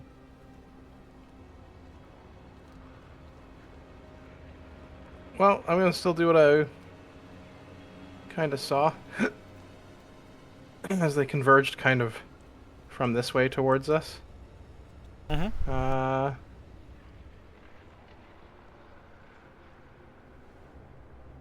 Yeah. This is gonna go great. And I will pull out Mama Maddie's symbol and be like, the light of Maddie will keep us safe. And I'll do the turn on dead, whoever that is. Boop.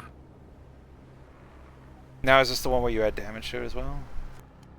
It does have damage to it if they fail the wisdom saving throw, yeah. Okay. And I'll click that as well. And it's what, a Doesn't look 30-foot we have it. animation? Yeah. Seer Undead. Configured to be consumed on your channel divinity. Okay, well, I just want the information. Can I just click the information? If I do, I can make a 30-foot So if they succeed, they don't take the damage. Yeah. You should have used your other channel divinity. Oh. Oh, good. Did a lot of them succeed? No, I was just saying like they have 1 hit point. The other that one would guarantee to kill them all. This one it only kills them if they fail. I'm pretty sure. I wish I could click it.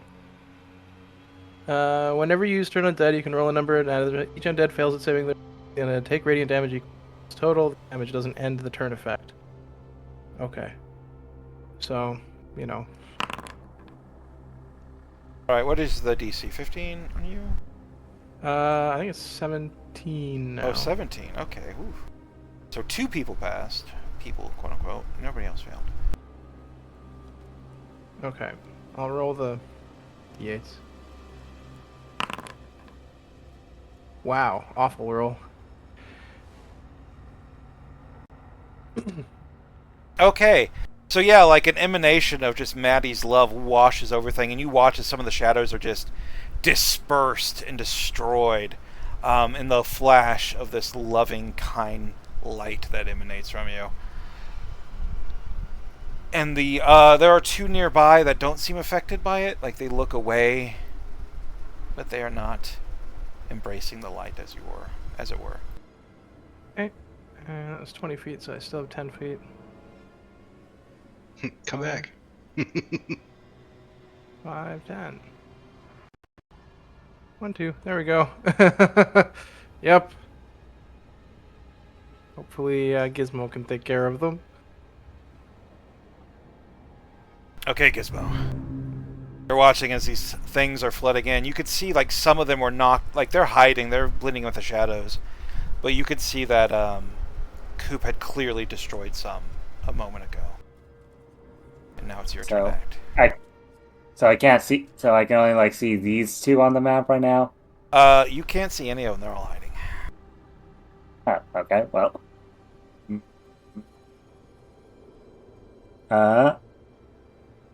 Well, I'm just going to. Did I see where they moved to before they stealth, did they stealth before they moved? They stealth after they move. So this is where you last saw them. They could be there. They could not be there.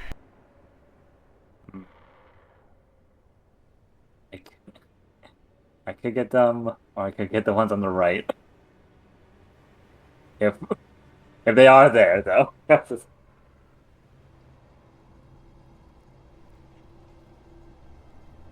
I am.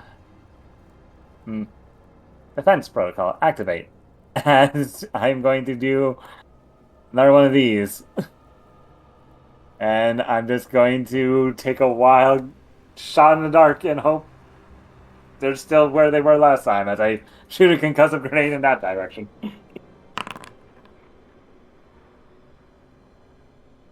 Yeah, you shoot like another concussive grenade, just this like noise, like a freaking horn goes off, just unraveling everything, shattering all the rock.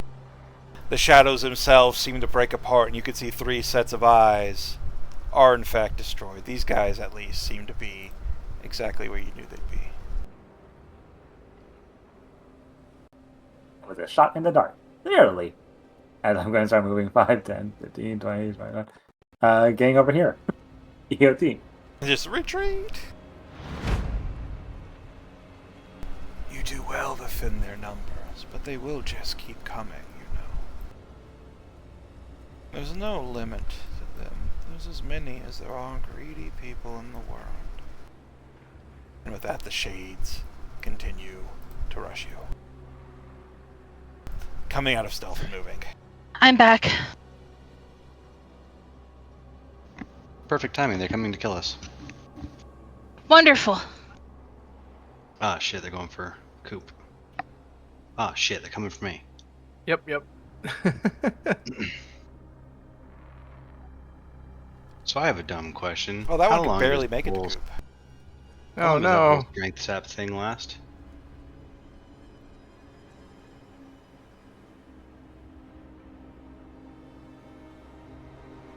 The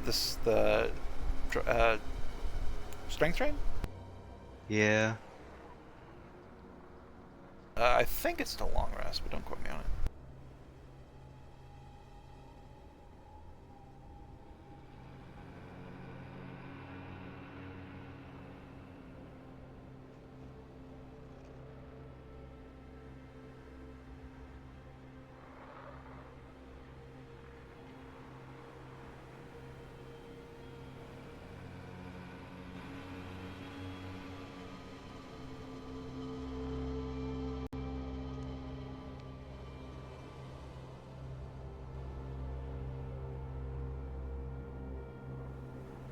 I'm sorry, Marlene. It's not actually your turn. I accidentally hit the button. So, 3 No, attacks you're good. versus Coop. 1 attack versus our lovely barbarian Snaffle. Coop, what is your armor class?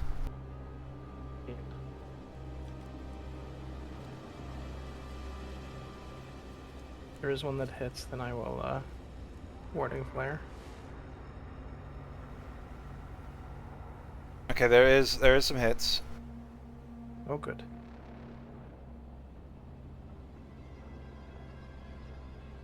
Is that? Yeah, that's the run. Weird. Okay, I came up with a thing.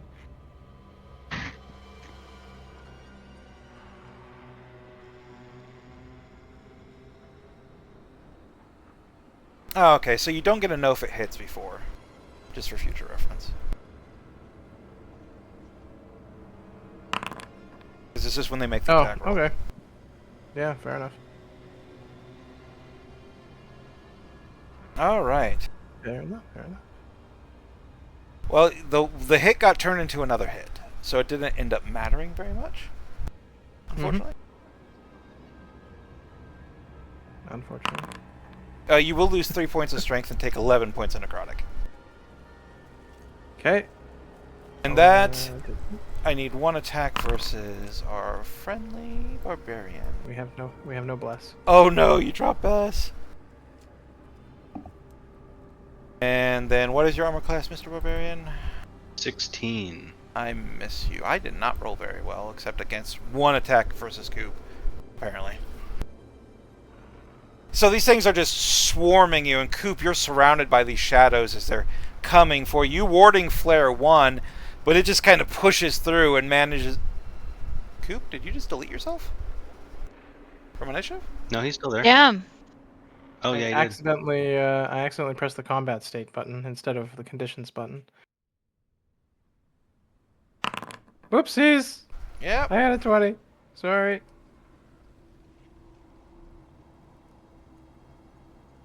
All right. And then Sorry. Okay. All right. I did So, the same thing. yeah, Coop, you're dodging, and one of them just pushes through. You can feel the strength flow out of you as this dangerous thing latches onto you, and the warmth of Mama Maddie begins to ebb and flow. Marlene, it's your turn. All right. How high up is this crater right here? Like in terms of, can I see Coop and what's surrounding him? Yeah, you can see Coop once. It's not really enough to give you cover. Like, it's barely enough to give Alright. you, like, half cover, I should say. All right.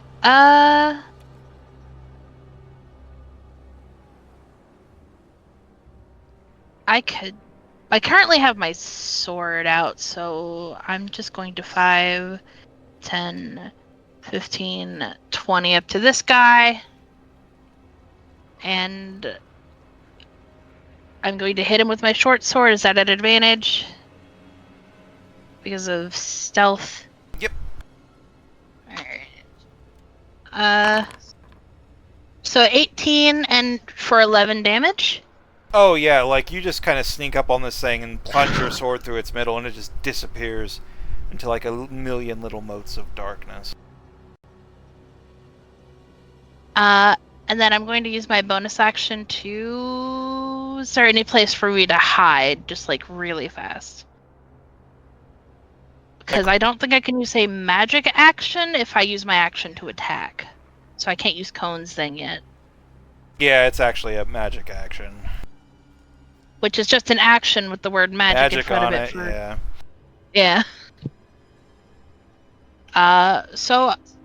Yeah, I will just duck down into the closest place where I can hide and hide. Do you have any movement left? I do, actually, because I only moved like 20. Okay, you could just move, like, So- 5 feet right here, and then just kind of hide there. Be alright. Yep, that's the plan. Yep, so you scamper 25. up, stab this guy, just disappears, and then immediately dive back into cover as you watch your companions slowly get overwhelmed by this wave that you see coming in the distance of darkness. But Snaffle holds the line. Alright, we're going to go after the first one. Be a 23 for 8. My mic's on, right? Yeah, it is on. Okay. Yeah, Yep. your scimitar goes right through it and just destroys it. Oops. So 20 feet to get next to Coop. Mm-hmm. I'm gonna attack the one above me. It'll also be with the +1. So that'll be... Ooh, it's only a 10. So yeah, you go and you swing your scimitar, and this shade just fades just out of reach, and your blade goes wide. Alright, and then essentially my offhand attack. However, it does 23. leave itself open to an offhand attack. Is it the one in front of you or the one in front of Coop? Still the one in front of me. And then for my last attack, the one in front of Coop. Oh, you're very consistent with those like freaking 20-somethings. Yep. Great on attacks. Yeah, you destroy the one in front of Coop as well. So whirlwind of death and scimitars as you cleave through 3 of these things, immediately relieving the pressure on you and Coop. And then I'm going to try and conserve some of my strength a little bit, so we're going to back up. Let's see, 5, 10, 15... Actually, wait. 5, 10, 15... Yeah, 15 will sit right here. And that's everything. Okay, let's see.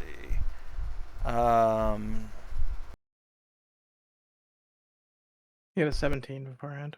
Yeah, I was about to say, why is yours different? Because he Because also I did roll actually- back. Yeah. So, yeah. It should be Coop's turn. It's real quick, it might not be. Oh, I see. Coop, can you make a barrier or a bubble or something? Kinda. I see my shades are not giving you a warm enough welcome. I think it's time I self welcomed you. Oh, shit. You will earn the right to face First Light Shadow, Firstborn of Darkness. It is an honor to face you, and you I. Coop, it is your turn. Okie dokie. It's, yeah, probably should have started with this, but, you know, live and learn. Let Gizmo get in here. And I will cast the 3rd level spell that we all know. Some of us Alright. love. Some of us hate it.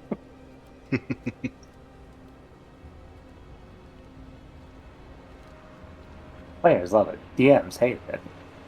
Meow. Meow.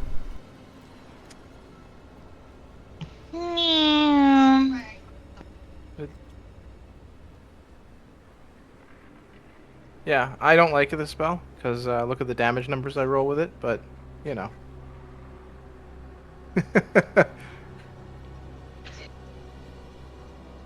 Well, you re-roll it every round, right? It's up to the DM how it goes. Really, if it's re-rolled on every character that runs in, or every round. Typically it's done every round, because doing every character that runs in is... I usually just do it once around, yeah. Yeah, is somewhat awful.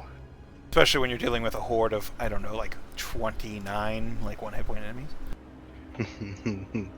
Is that what these things are? 1 hit points? Yeah, I let the cat out of that bag like round 1. Oh, okay. Well, I'll just move it into this guy's area. We will now pronounce Operation Running High Fives to all the bad guys. Yeah. Here's the problem, though. They're immune to Necrotic and Radiant. Ah. Radiant as well. Okay. Well, the spell does nothing then. I'm so sorry, I did not purposely do this. This is just an unfortunate quirk. Okay. Well, I'll see it absolutely do nothing. My first Spirit Guardians is useless. Oh no! Okay. I kind of forgot about Spirit Guardians because I literally last minute like leveled you guys up. Yep. Oh, you know. All right, Coop. So you cast Spirit Guardians. What does your Spirit Guardians look like? Dying pans. Let's Just- go.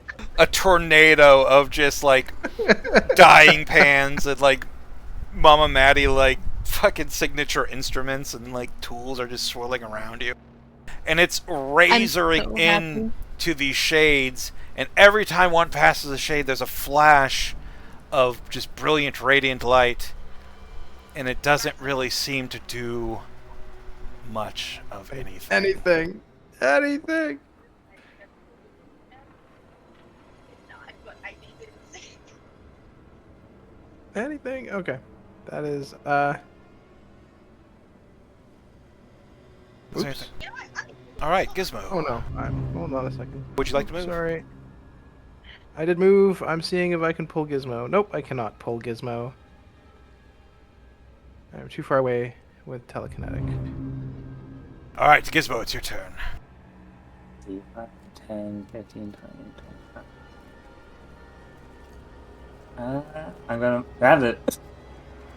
Oh, I got moved out of the way because of that, but 5, 15, 20.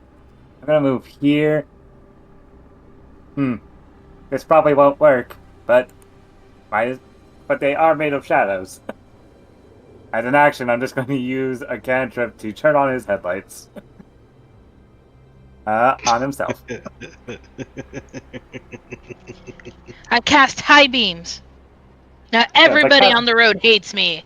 Just close your eyes and they open up and immediately they're just glowing like fucking spotlights of radiance, looking out at everything around you.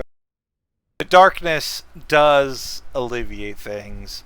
The light, you could see better in the light. You don't know if it affects these shades in any way, however. You did just watch them walk through a blender of radiant frying pans and seem to be unscathed.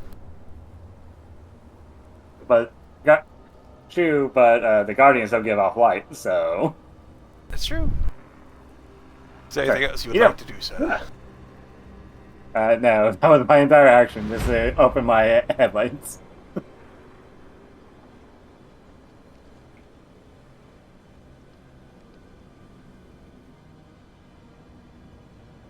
Was the damage from the turn undead radiant or necrotic? Because I forgot to check that before I killed those guys. I'm not going to let it matter, but I'm just like, I did forget to check that. It is radiant damage, yep. Oh well. Oh well, yeah.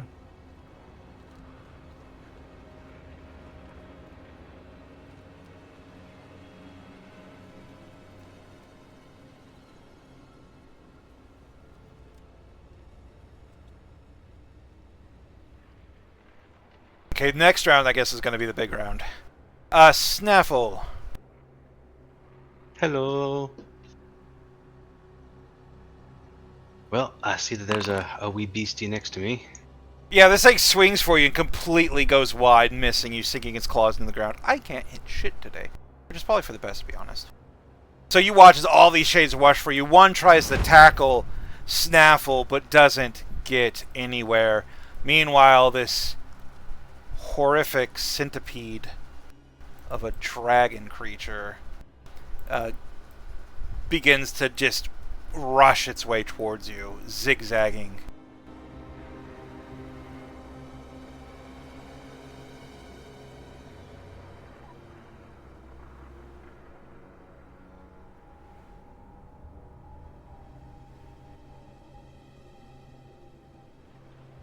I want to see how far it moves. Probably most of the map. Yeah, like 100 feet or something.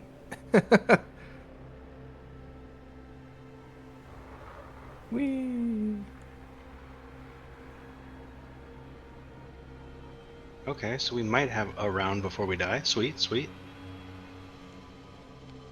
We can wouldn't do this have- in a round. Let's go. Let's just roll all crits. So it's You not wouldn't have to flying be like able the to- shades.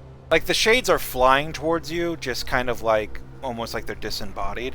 But they're just kind of flying towards you. This thing is crawling like a centipede. It's weaving its way around the rocks. It's not able to fling itself into the air or anything like these shades are. And you just hear the voice, "Prepare yourself, for I am about to enter the fray." And he's going to spend one round to, let's see, buff himself. Marlene. Oh, good. Just what I wanted to hear. All right. Sorry, my significant other is talking, and How dare they? well, no, they're on with a friend too. I just didn't want too much cross stuff. So 5, 10, 15. Attack this guy. I wish it would just roll advantage for me so I don't have to. Alright, so a 17 for 9. Gets that one next to you? Yeah, he's gone. Yeah. Disappears and in then, a flurry of motes of darkness. Gonna move here to hide again. Because Then that's you- what Marlene is doing right now. Instead of like jumping back in the hole, I like to imagine you're just hiding in the maelstrom of dying pans that's surrounding surrounding Coop, ready to pounce at a moment's yeah. notice. Meanwhile, Snaffle. It's a distraction. Yeah. Alright, let's see if we can get this guy next to me. Be a 14 for 10. Yes, you completely annihilate it. Alright. Go ahead and take care of this guy. So that's 5, 10, 15, 20. Yep, you run up to him, 22 for 8. sink into Scimitar, immediately annihilate him as well. And then, expecting another big swarm, we are going to go 25, 30, and 40. You got this, Coop. I ain't got shit. It doesn't work. Coop is feeling Can you- decidedly like ungodding it. Fire? I do have fire. Speaking of fire, Coop, it's your turn. Is it my turn? Oh, good.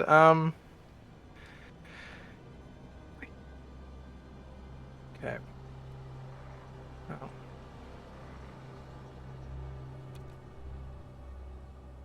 I'm trying to think about where best to place a fireball because it seems necessary right now. Let's see. Would that be the best place? Probably. Oh, Can that's slide slightly it better. one to the right, yep. That just still leaves us with 1, 2, 3, 4, 5, 6, A lot. 7, 8. 7, 8.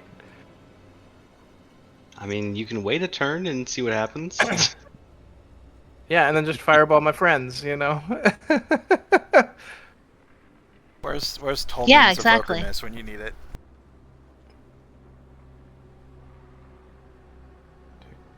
2, 3. So are you fireballing? Whoa, I need to stop doing that. Do you delete yourself again? No. Luckily not.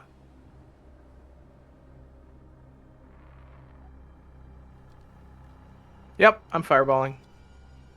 Oh god. Yeah, we're not even gonna roll that. We're just gonna delete. Skadoosh. 34 damage is really high. Wow. Yeah. Yeah, It's such an amazing fireball. Oh my god. I know.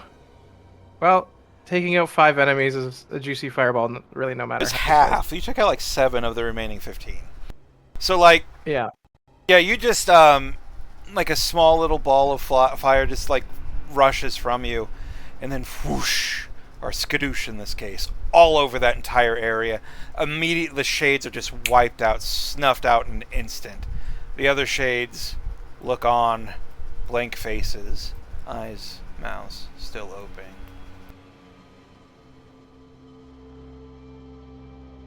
Okie doke.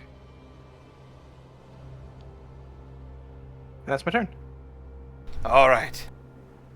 All right, Gizmo, you watch with a credible fireball just completely wipe out a large chunk of the remainder of the enemies. You have your headlights on. All is right with the world.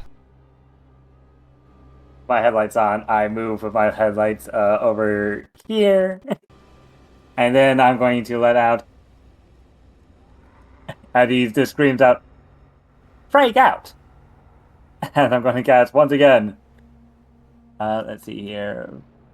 10, 15, 20. Yep, I can get... Ooh. I know... what the... Right around there. So this will be, what, like 9 of them you've killed with the Shatter? I think so. I am consistently killing 3 of them with these. Like you're finding every 3-pack and being like, doink, doink. Frag out, frag out, frag out. I am running low on those. And that's about all I can do.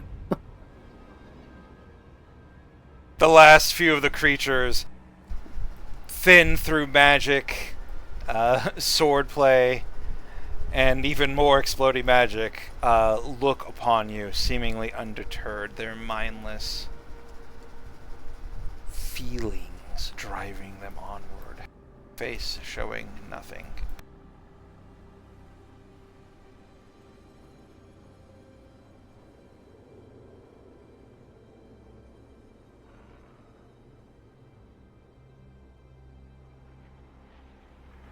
Okay, so even if the radiant damage doesn't affect them, the half speed when they enter should, theoretically. No, that's good. Because I think he barely made it to you, so I'll get you out of melee. Yeah. I was like, I think I'm good. Appreciate it. The dying it? pants at least slow movement. They might not be Good for taking my damage, side. but they're bonking them and slowing them down. Exactly, Just like on my side.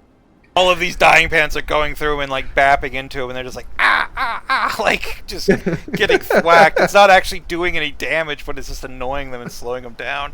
And one of them Yep. just pushes one of them far enough away that they don't get to you.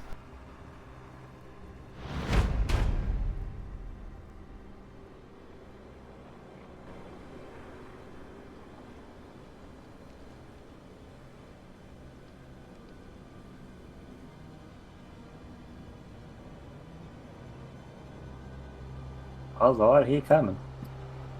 Oh lordy, coming. I am scared.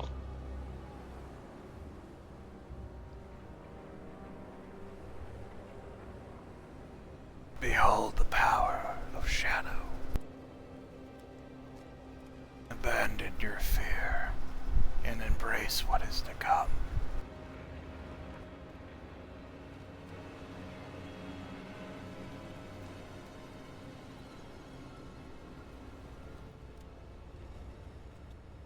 And with that, a tornado of shadows erupt around him as it casts darkness on itself.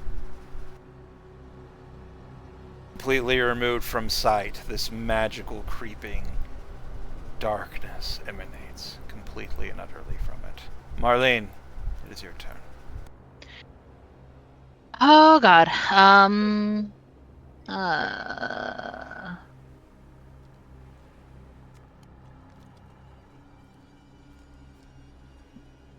Let's see.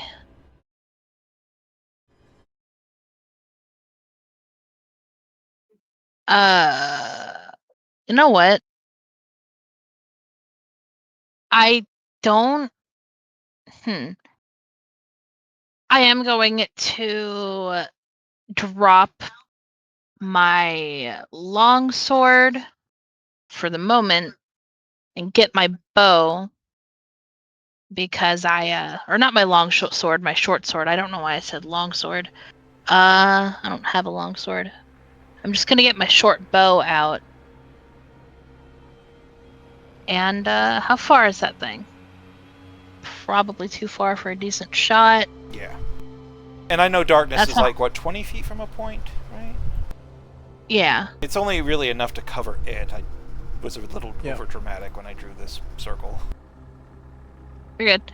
I Very will good. actually pick off one of these two.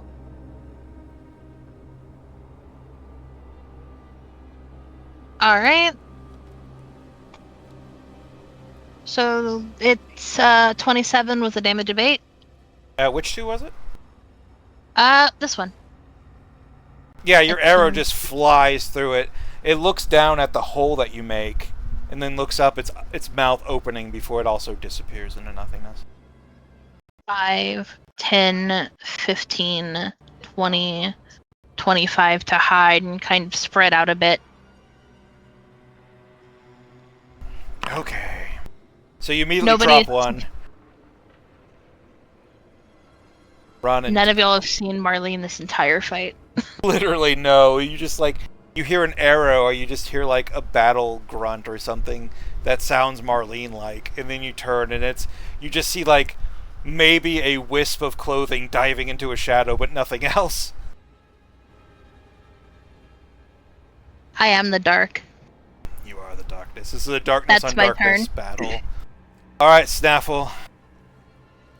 You're All just right. it's you and a halo of dying pans, brightly lit. We're gonna go for these 3 over here, hoping that I can hit all 3 of them. Let's start with the top left. Be 18 for 10. Yep, your The sword one rips directly- right through him. The one directly below me, 20 for 9. And then the bottom right one. You are a machine Yep. killing god. Or a minion killing god, I should say. And then got a little bit of movement left. Let's break off to the side. So that'd be, I was right here. So it's 20, 25, 30, 35. And that'll be it. All right, Coop. You know that whatever's coming is Yep. coming soon.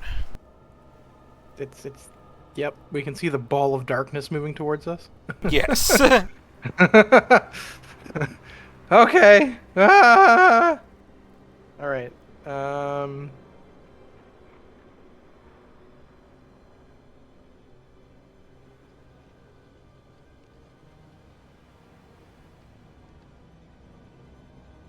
I'm gonna hope. GC, you've got that guy. I have an idea. Just Okay, do not good. get in my way. Just do not stand in front of me. That is all I ask. Okay, good. I won't stand in front of you. You're fine. Oh nope, it's immune to that. So much of my damage. Cleric is just radiant or whatnot. How far away is he from us? From me? Whoop. 107, probably too much. What is the range of this spell? 120. Technically, he's within range. That's crazy. Does your Still wanna do spell that. require sight? No, it's an attack roll. It'd be Scorching Ray if I was thinking about it. Requires you to see your target, though, right? You hurl 3 fire rays. You can hurl them one target within range, or it's just an attack roll. Okay, it'd so be it a would just be disadvantage, yeah. But I'm not sure if I want to do that. I'm just gonna, yeah, fuck it. 10, 15, 5, 10, 15, 20. Move my lamination with me. That doesn't do much right now. And then I'll dodge. Getting ready for what's to come. Yep. You know it. Okay, if I've done the math right. I just need to measure something real quick.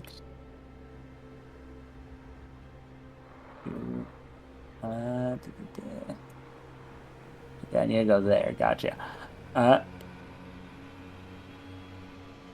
Gizmo will bravely move forward with his headlights.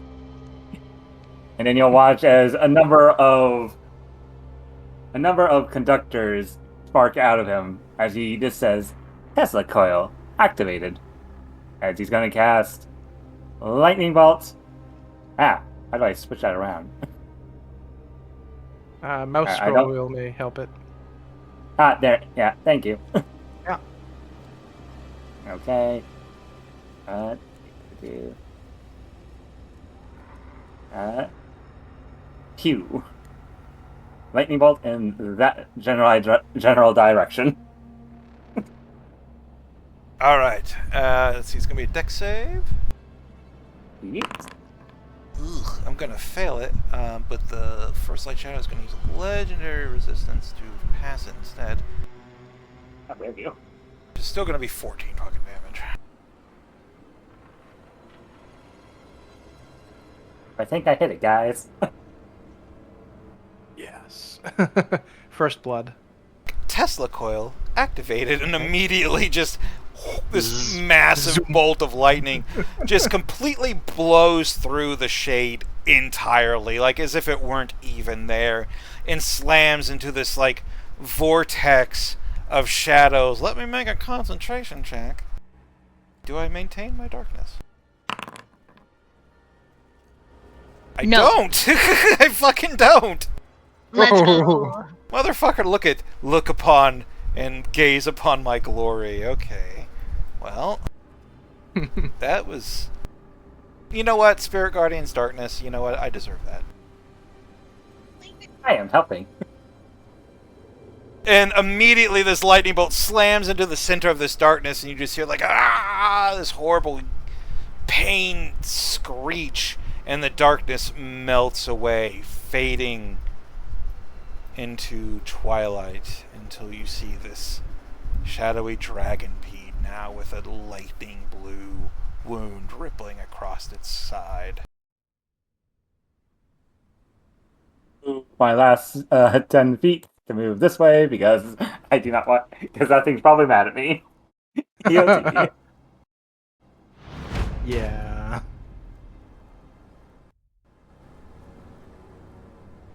Let's see. It's technically, I believe, the Guardian's turn. Oops. There we go.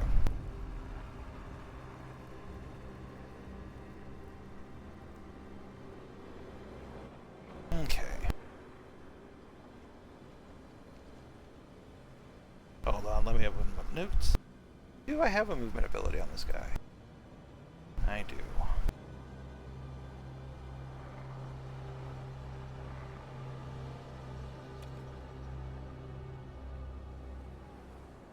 This shadowy creature looks to Snaffle. Hello. You are a warrior of merit. Do you accept my challenge? Oh. What do you got? You say that's so tired. I would fight. I would duel with you, Snaffle. Do you accept my challenge? After your minions have sapped my strength? Sure, why not?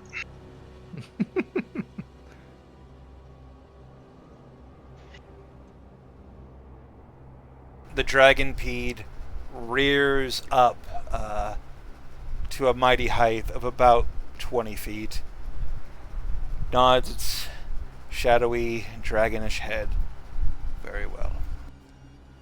It has been an age since I have entered combat. Consider this an honor. And with that, he's going to disappear in a collection of shadowy birds, and those birds are going to flock out and then reconverge into a tornado of little birds over here that will eventually reconstruct the shape of this dragon creature.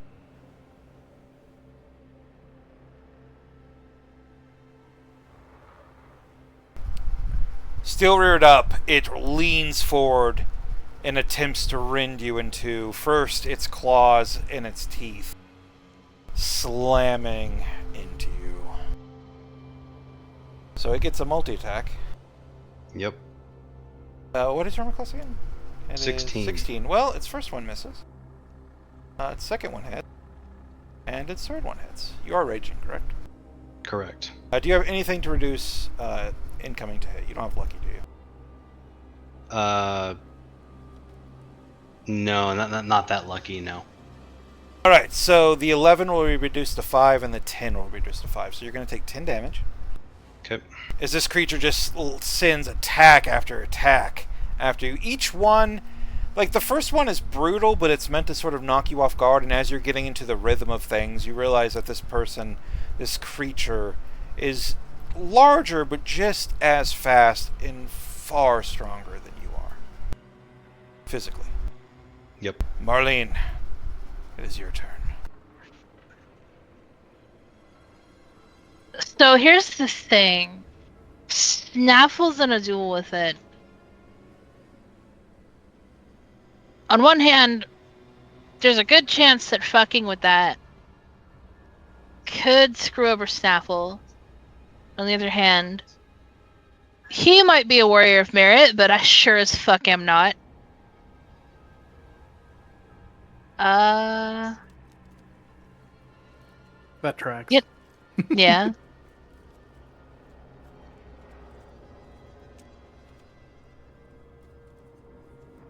I do think I want to move 30 feet. Maybe do it. Am I able to move here, or is there any difficult terrain that I need to worry about? Like right here. There will be some difficult terrain, yeah. Let's Alright. see. It'll cost you like an extra square, we'll say. Honestly, that just means I move right here, and that's fine. Yeah. Alright. I will move there stealthily. And, how close is that thing? I'm just checking.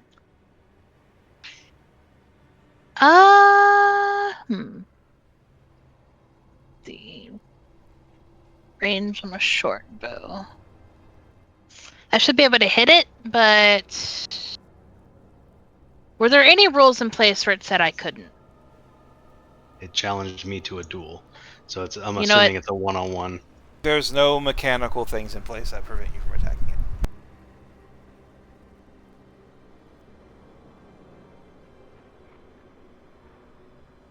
I'm really sorry, Snaffle, but Marnie is not a respectable fucking warrior. Cool, fuck that. Yeah. Well, it was a good time to crit. Yeah, it was a great time to crit. It's a great time to crit. Yeah. Let's That go. means sneak attack will be 14. If we just want to double the damage that I rolled. Sure, that's fine. Let's see, so what is that? 20 plus 7, so 27 damage. Am I correct? Yeah, Yeah. that's good damage. Like- And then she's gonna. Oh, I can't hide. Wait, yes, I can. I can do bonus action to disengage instead. So. Actually, nah, I'm fine here. Okay. It's my turn.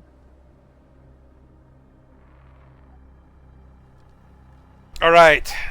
Snaffle, as you are battling this guardian, it's sending blow after blow, and you see out of the corner of your eye just one of Marlene's arrows zip by, slam into a gap in this thing's armor, causing it to rear back and roar loudly, causing the entire arena to shake. The creature looks around, then looks down at Snaffle. It's your turn. Alright, we are going to move up here so that it keeps its attention on me. And we are going to give it everything we got. Reckless and all. Alright.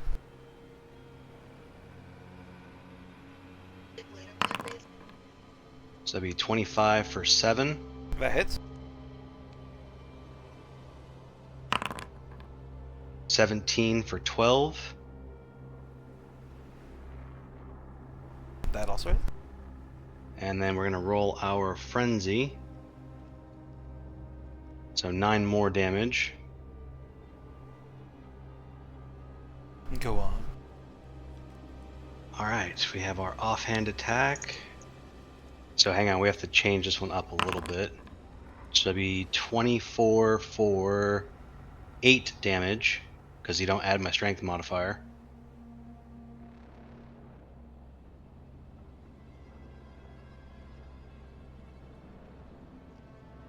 And then my dual wielder attack. So many times. Finally. Oh god, you don't miss. Okay, you're reckless. I was like, finally you miss. No, you don't. Then that'll be 22 for 4 more damage. I just watched this thing's HP get deleted. So it's like you're just a tornado of just blades as blow after blow is landing into this thing. 100 little cuts followed by Marlene's arrow sending this thing farther and farther on the back. Well, back dozen feet or so. You are truly a strong opponent. It brings honor to do battle with you today. But I must protect this place. And that trumps all, even honor. So what is this place? So Marlene had it right. Yep. It call, rears Marlene. back, and it's just gonna keep attacking Snaffle. It said it, but it's not gonna go against it yet. But it's just basically saying, look, Marlene did it. I'm just saying, I can not play fair too. So it's going to basically just sit attack after attack after you. Let's see. I think I hit you twice. You do have advantage. Wait, I do have advantage. I gotta reroll a bunch of shit. Oh, I'm sorry. I thought you were rolling at advantage. I Yeah. forgot.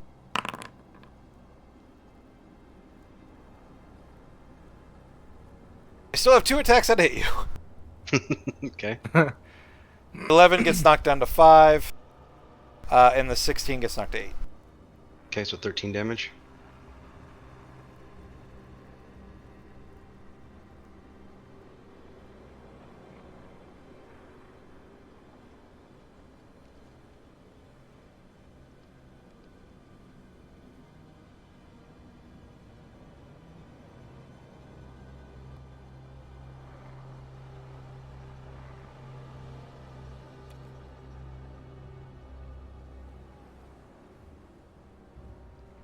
This fucking cone thing is so dumb.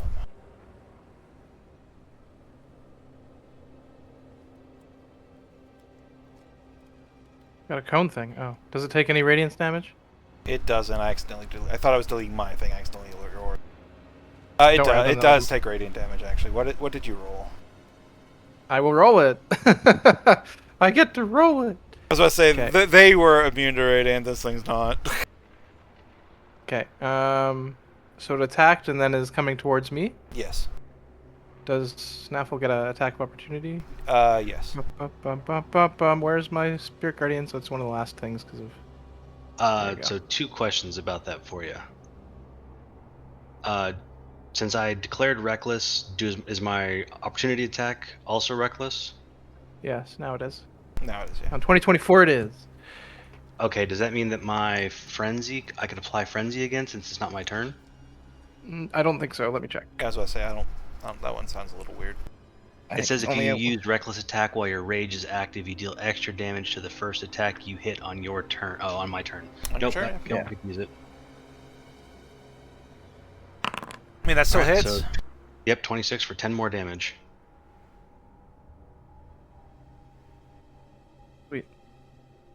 And it's got a Wisdom saving throw or 12 damage or half on a fail.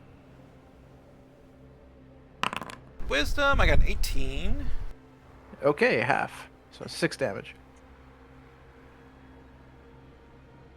My poor hit And what points. beautiful nonsense is gonna hit us now? Oh, Looks like either a very large line or a very large cone. Constitution saves from both you and Gizmo, please. And by you, I mean Coop. Okay. This is a legendary action? No, it's its turn, right? It's its turn, yeah. Okay. Sorry, it's a legendary action. Okay. It's technically 3 legendary actions. Could I lucky? You succeed. It's fine. Okay. Whew! Is it like reciprocal lightning damage? No, it moves half of it. It moves half of its movement. Uses its breath weapon. But this is the only time it can use its breath weapon was through legendary actions. It's weird. I made a weird stat block for this thing. Yeah, I like it compared to recharge. Recharge is so swingy. So this guy, he kind of snakes over, rears up, looks at Coop, winces as the dying pans begin pummeling on its scales, and then just a wave of shadows erupt from its maw, spilling forth like a waterfall straight onto Coop and his radiance, just trying to smother it out, like just drowning it out in all these shadows. And then these shadows wash off of Coop and rush forward like a river, spewing over Gizmo. You will both take 20 points of necrotic damage. Ooh, That's owie. That's the half save. That's after the half, yeah. It was 40 total. Woo! Youch. Okay. Concentration. I'll use lucky. I'm glad I did. Oh Jesus! Never mind. It goes down.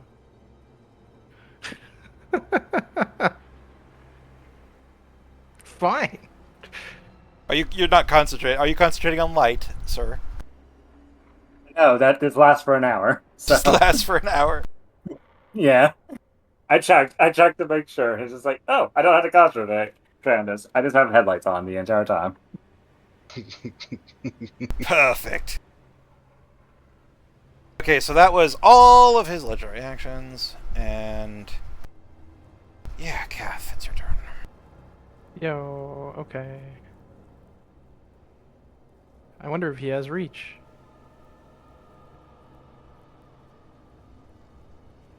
God damn it, I placed a template. Okay. Oh, he doesn't. He moved right into my square, so it doesn't matter that he has reach or not. Okie dokie. Well, I may not have my usual booms, but I still have my booms. Shabao. Okay. Oh, is this Constitution Radiance? saving throw from him. You know it. Oh no. Con Who could save. have seen this happening? Yeah, well, I mean, shades. It's now his DC 17. I rolled says an DC. 8, and I have no more legendary resistances. Hey, 14 damage. Okay, sweet. The shadowy creature looks at you all. You may destroy me, but you will never escape this place. We said we had to beat you to escape. So we're beating you, I guess? Is there anything else you'd like to do? Yeah, bonus action.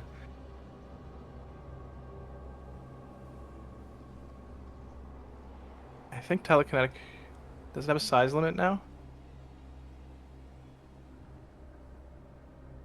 No. Okay, I'm gonna try to telekinetically shove it away from me. Okay. Giant. Does it have a size limit? Nope. Just one Oh, that's creature, nice. okay. Or we move 5 feet to port her away from you. Yeah. All right, what's your difficulty? And this is what, a strength check? Strength check. Strength. Yeah. Strength saving throw. And it keeps coming up with 16, but if I do my math, hold on a second. Well, I rolled a 14, so even then, even if the math's wrong, It is I get pushed 16. back. Okay. Right into Snaffle's waiting arms. Okay. Like, hey, Snaffle, And hey, then- buddy. Hello. Be 5, 10, 20. Ah! It was a great telekinetic move. Just Snaffle, catch. Yep. So all these shadows have washed over you, Gizmo, and you're... I don't know if you can feel, but it's not a pleasant experience. It's certainly not a helpful one, but it is your turn. And this creature is falling apart at the seams. Its shadows are sputtering. It feels like it's desperate. It's starting to make threats about how you'll never escape this place. It needs a lot of help, Gizmo. As long as it doesn't insult my mother. Gizmo does not. It's not that Gizmo can't feel pain. It's that he doesn't understand what pain is. He's more looking at his body confused, like, huh, I do not know this feeling. Oh well, it is time to help. Is he gonna use his last third level to don't want to do not want to hit my ally as Tesla Coil activate.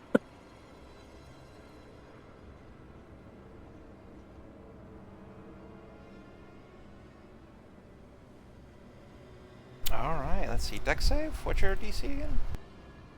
It's 15. Well, I got a 13, so that is 25 damage. Go ahead, and with all the glory you would like to, go and describe how you defeat First Light Shadow, the guardian of the Tomb of Night. Oh, killing this also has another thing due to what I am, but Whoa. as Gizmo's various conduits sprout out of him from his shell, and he says his iconic statements of Tesla coils. This beam of lightning that shoots out, going straight through the creature, and as it does, you all watch for the first time since you've seen Gizmo do this. As this happens,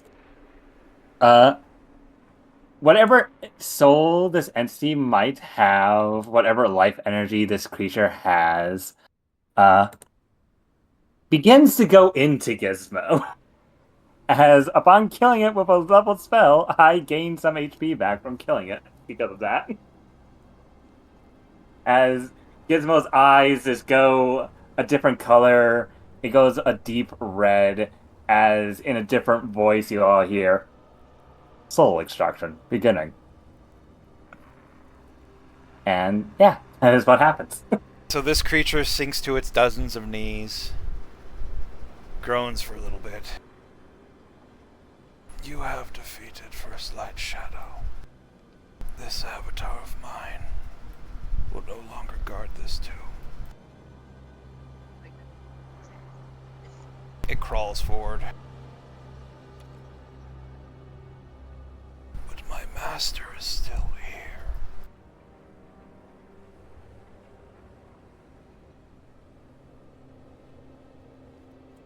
And you cannot escape him.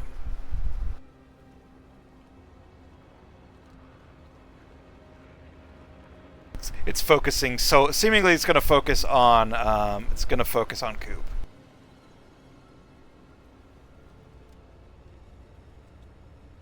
Tell me, Coop. It's heard your name called by your friends while in its domain. Have you ever fought the Living Tower?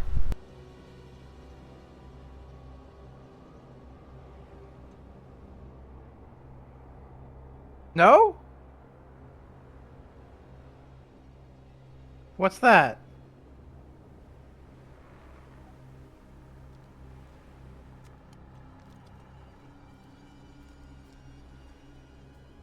It leans back. Then I beseech you, Living Tower, avenge your disciple and protect the Tomb of Night.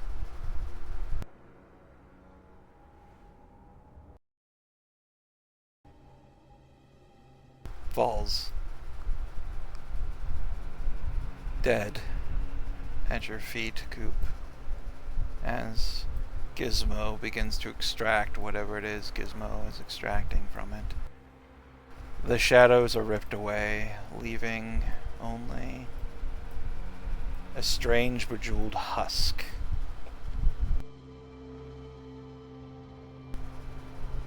and the ground begins to shake. So, this was a demiplane shaped by its will. I don't know what we do from here, because this doesn't feel all that good. I Yeah. feel the ground is unstable. The ground is shaking like a 10.0 earthquake. Is The the ground house is big enough very to pick up? unstable. We gotta get going. Somewhere? Anyone would see like a portal open up or anything? You're going nowhere. You killed my pet, What's they gonna do? the guardian of this place. Oh, good. And now you face Octavius, the living tower. Beloved by the Ravine of Whispers. Warden Soul.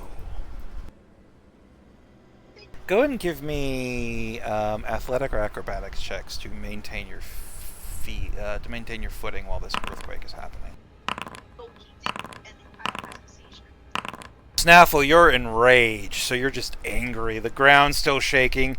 Bradley, you're just knocked off to the side of your shell, doing your best to kind of get back. Marlene, you're barely able to hold on.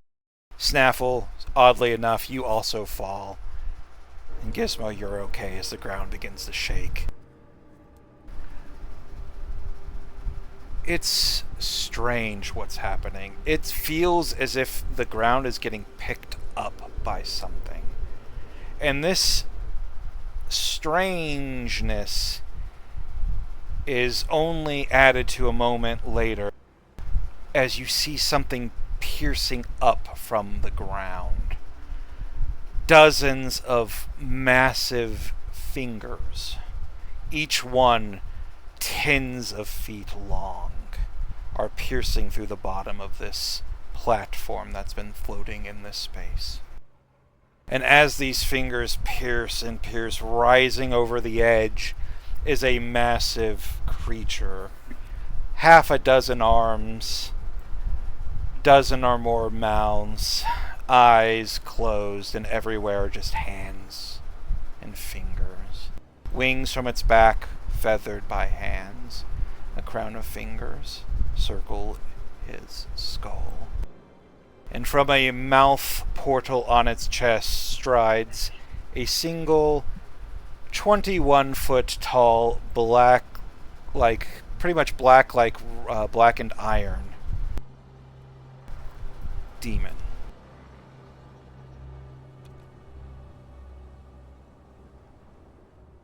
We will now go into phase 2 of the boss fight.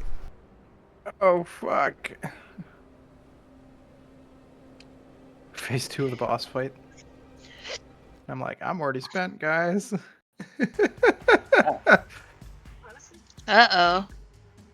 It's all black. I'm placing your tokens. Give me a second. Oh no, he's taking my headlights. Yes. It is. Oh my and- gosh. Oh no, Okay. it is the same. No, not again. Not again. Not again. I was like, the way this has been described, why do I feel like I've seen this map before? Yeah, it's this map. Oh. Wait, we know what to do, Cap. We fought this thing before. That's terrifying. Oh, yes. Good golly gosh. Okay. We'll go ahead and take a 5-minute break here.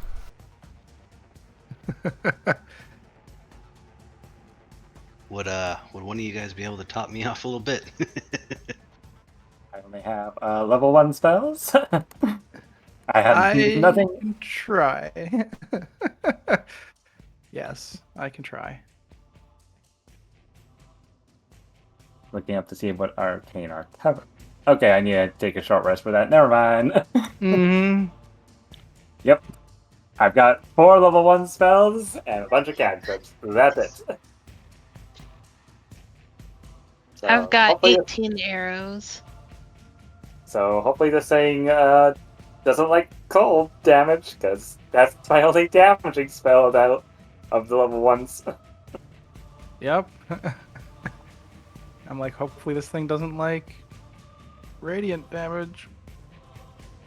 It is a demon, so it is entirely possible it doesn't care about cold. Yeah. Who knows? Let's see, I have Firebolt, Toll of the Dead, and Ice Snipe. That's all I have. Man, look at all these arrows I still have. And sneak attack dice. You guys can just go on infinitely. When they say casters are better than marshals, no, we run out of spell slots way too quickly. No, casters are great. Casters, great short burst. Marshals are what keep the fight going. Yeah, get in there, marshals. Us casters will support from the back. Yes. I'll get in there, sure. I'll do that. By marshals, I mean the barbarian. Get up there. The rest of us will support him from the back.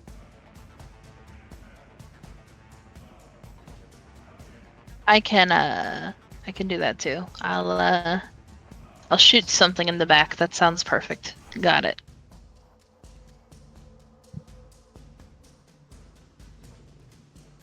But we just need to cut off those fingers on its head that have rings. That's what we did last time.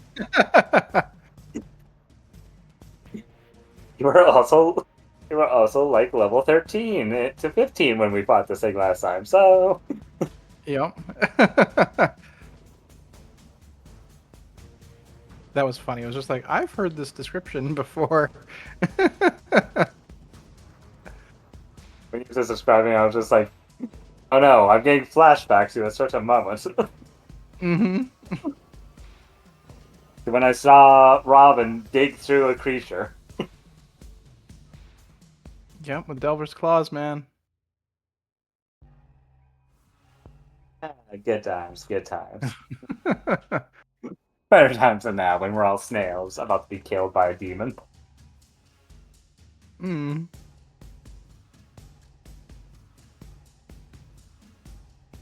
Oh well. C'est la vie. I got healed a little bit by killing that thing at least, so. Yep.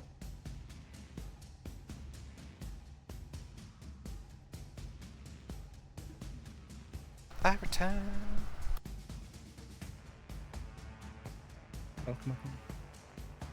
I will warn you, you're not fighting the map, you're fighting the token on the tongue. If you're fighting the map, you're level 5, guys.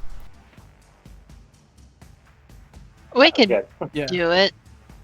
Granted, I did let you fight a 6-mile wide crab at like level 8 or 7 or whatever we were. We were pretty low level then too. Yeah, I think we were 7. Well, that's also because we were supposed to use the immovable rod. Yes. Alright, is everybody here? Yeah. Yes. Yeah. We're all like, technically we are here. We're here physically. So, as this massive winged fingered creature opens up this 21-foot tall man of black iron with massive tusks. He's wearing a belt adorned with skulls of humanoids and forgotten gods. He wields not a weapon, it's more like a support pillar for a large building that he's kind of made into a weapon. And there is nothing subtle about this creature. Go ahead and give me religion checks, please. This is a demonic creature. Okay. Everyone or just those who have it trained? The trained guys, mostly. Oh, my bad. You have a train, apparently. So when I say Gizmo doesn't know anything about religion, I lied. So, you do know of this creature. You know of Octavian the Living Tower. He's one of the more common second circle demons. Oh. He's pretty powerful. Second circle demons are unique. They're not races. They're unique. So you're fighting the equivalent of, not necessarily on power, but in prestige of a demon lord. That's all, eh? So this is the part of the video game when the objective becomes survive. Yay! I can do that, maybe. Okay, everybody roll your new initiative. Yay. Okay. I did I did okay. I did better this time. Yay, well, bad initiative. This creature, now that he's looking down on you, and he's really, really looking down on you as tall as he is.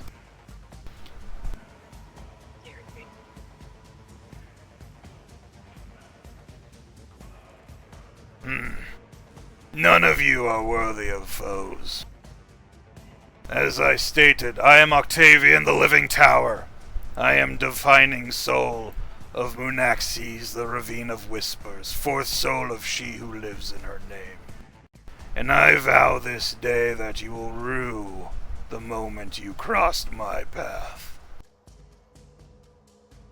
He is a demonic attack dog who's known for taking out demigods. Great. It's your turn, Marlene. Alright, cool.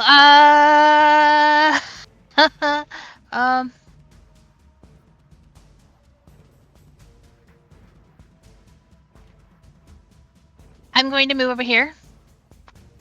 Let me just do that. And I'm going to use a magic action to use Cone Shadow Shell. I'm going to use a charge. I'm going to retreat into my shell. And, yeah, I have the invisible condition. And it does set your speed to like 10 feet, I think? Is it 5 Yep. or 10? Yeah, it's like snail space. Like snail pace. Yeah, but I moved first, so...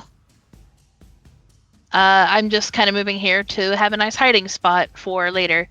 That is Marlene's turn. Alright, so you guys watch as Marlene rushes off to the side and immediately retreats into the shell that they just received. Just like that, she disappears. Gone before your eyes. Coop.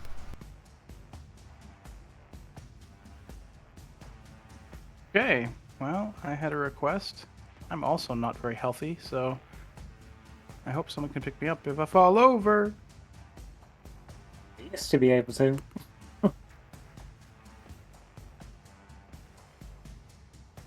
Yeah, I will run behind Snaffle and touch him with a second level. Yeah. I'm assuming you need this health. A second level cure wounds. 20 healing. Holy shit! Yeah. Healing's better now. And I'm pretty much using you as cover. That's completely understandable. Hiding I behind should- the big guy. Just heal the frontliner and hide behind him. Yep. Hopefully he doesn't do elemental damage. I'll be okay for a round. Okay. Alright, that's my turn. Alright. It is your turn. Gizmo is using that life edge energy he just stole. He is going to cast a spell on himself. False life. And so I'm going to 2d4 plus 4.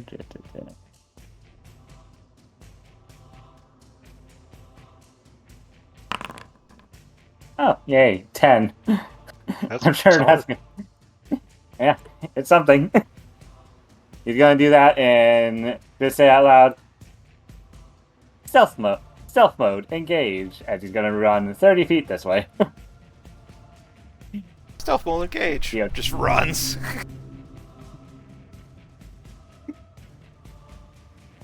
All right. I'm going to move up and just keep my rage going. So 5, 10, 15, 20.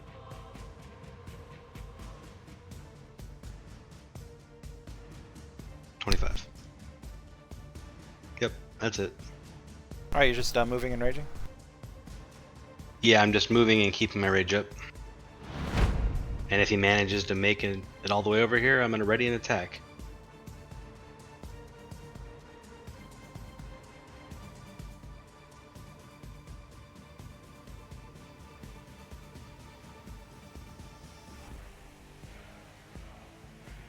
He does not make it all the way there. In fact, he leisurely strolls down the tongue and the hands, the red carpet, as it were, that's been rolled out for him. And he gently steps onto the rocks of the platform before he looks around and plants his pillar into the ground. Come! You have no place to run. You must come through me, or die.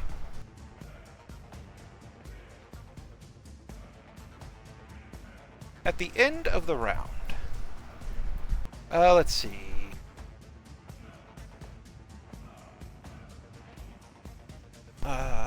Which one of you I think is the most insightful? I thought it'd be Coop. I feel like I'm It's either Coop or I feel like I'm picking Coop for a lot of things, but I'll pick Plus Coop. 8, yeah. it's Coop. It's probably definitely Coop. Coop. My insight's only It's +2. definitely Coop. Yeah, it's a Coop. Am I making an insight roll? You are not. Okay. I just need to know who the other mysterious voice needs to speak to first.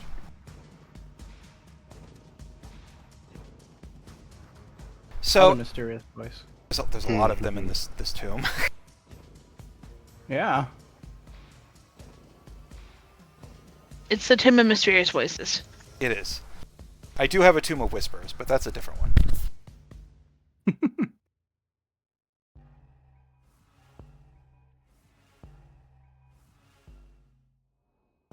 So you're going to hear a voice in your head, Coop. It is a dark thing, but not an evil thing. It is simply... it's a little emo, to be honest. It sounds a little depressed. Just a little kind of like, there's something... Is that what turns back? Yeah, just kind of something depressed about this voice. And it just says, you can't beat Octavian. You must flee from him. Marley. But how do I do that? How do I do that? Get past him.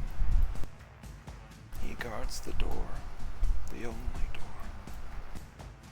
Marley, it's your turn. Oh, good lord. You can communicate Run this on Marley. your turn, Coop. Okay.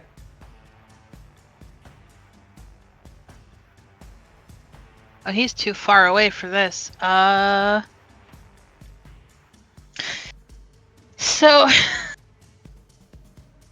5, 10, just to remain invisible, and Marnie's just going to start creeping. Just straight up creeping. That's her turn. Marlene's like, definitely not Marnie, but Marlene's definitely like, I can get out of this situation. I don't know about you guys. Marlene's just like, no one can see me. I'm good. I'm just gonna creep up. Alright, Coop, you swear you can hear some, like, Marlene snailing around sounds, but over everything else, you're pretty sure she's gone. Like, she's somewhere, but she's gone. I know can't be Marlene by seen, now. you know what I mean? She's gone. Like, she's leaving Yeah. the area. Okay. She's leaving it line of sight. Do these fingers, like, wriggle like they're going to attack us? They do wiggle, yes. But that not Okay. like they're going to attack you. They're just like Golem and fish.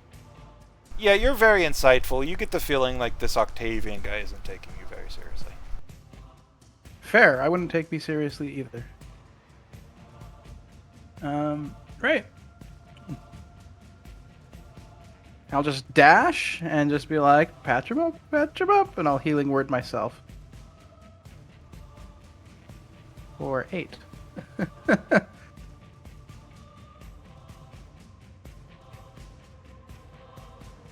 All right. Is there anything else you can do? Dash with my action, and then healing word. I am done. All right. So we have everybody dashing around, hiding, getting out of line of sight, preparing for what's to come. And now Gizmo, it's your turn. Oh, Boosters, can't run to the doorway. boosters, engage as Rocket just come out as he dashes over here. EOTing. He is as we're plucking it with his turbojets. I do presume, Coop, you were like, "Hey guys, get around." Like, did you communicate your thoughts? Because we did kind of get past your Yep. turn. Okay. Yep. I was like, run for the mouth. All right, Snaffle, it's your turn. You just have Coop going, "Run for the mouth." I guess that means I'm the distraction. Alright. 5, 10, 15, 20, 25, 30. I guess I'll pretend to beeline it straight for him and let's see what happens. I do also have something up my sleeve for later.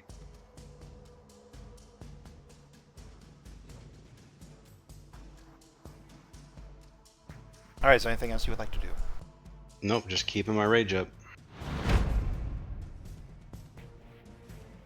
Octavian, the living tower, strodes forward just a single step, completely leaving the hands and stepping onto the platform. He plants the massive weapon into the ground, the entire platform shaking as he does so. "Come! I am prepared."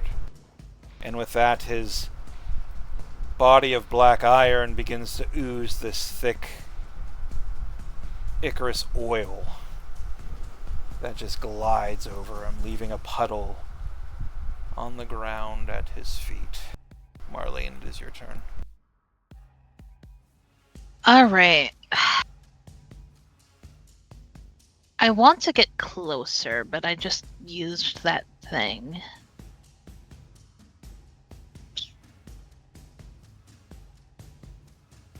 You know what?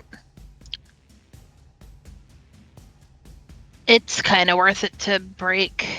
I can always just hide again. I will, bonus action. Dash. Well, No, not yet. I think I'll keep it up and just move the 10. I'm moving behind this finger. Alright, you move behind one of the twitching fingers, leaning up against... Well, maybe not leaning up against the warm flesh, but staying out of line of sight behind it for sure. Yeah. The finger is unnerving. I'm invisible. And that's my turn. Alright, Coop, you stand between a dozen fingers, all beckoning you to come forth. Either way. I'll be like, voice in my head, did I interpret you correctly? Yes, run. He will kill you. Running, running! I'll run here. With a dash. I will, bonus action pull Snaffle towards me. With telekinetic. I presume you're okay with this, Snaffle? Oh yeah, I'm not gonna fight it. Yeah, he just reaches out and pushes you forward. You're getting closer, Snaffle. Yep. And that will be turn.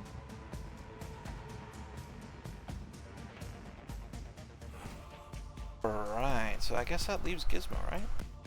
Okay, Gizmo, you can see, like, Coop's moving forward, Snaffle's moving forward. You're kind of going wide left. What's the game plan? More boosters as he's going to dash action to get all the way up here.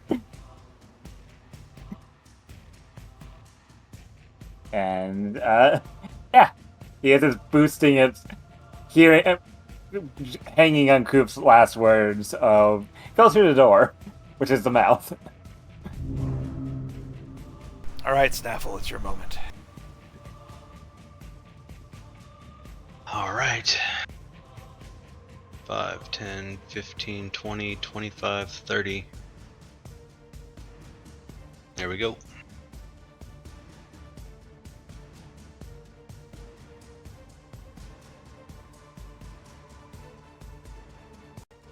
That's it for me.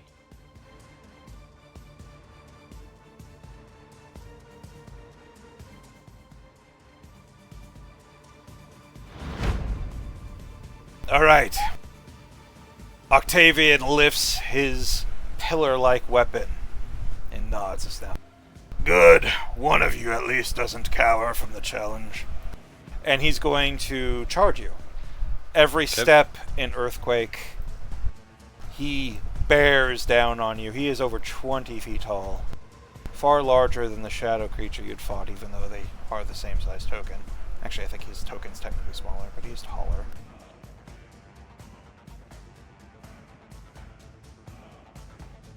Alright, so with... kind of looking to be just out of range of him. So as he rushes forth, every step in Earthquake, the weapon he carries drags on the ground, sending up sparks and chunks of rock. As he jumps into the air and brings his weapon down, he is going to ravish you. Or rend you. Either one. Does a 22 hit. Oh yeah, it hits. Alright, that's 27 damage.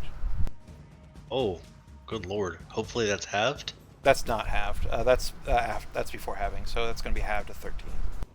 Okay. Well, I'm about to say it's not halved yet. I'm just going to give you the raw. I'll let you have them. That's fine. That's fine. I'm going to roll 30 and hit you for 25.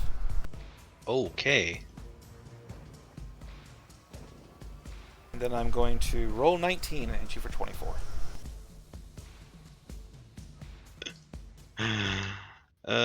Good thing you healed me. And then because he charged, I'm going to add 2d10 to that first attack, because I forgot to do that. Oh, good lord. So that's an extra 17. Christ almighty.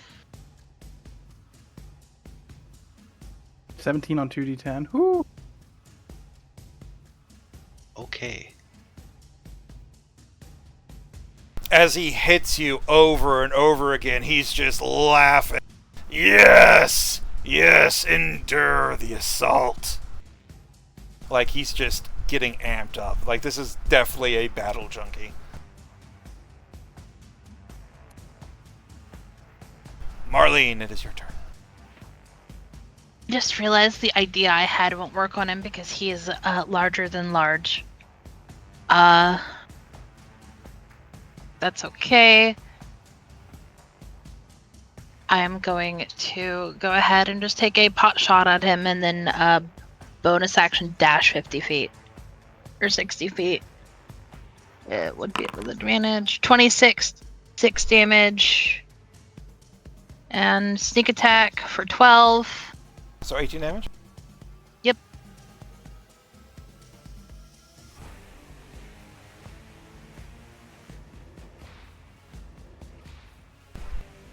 So your arrow flies true.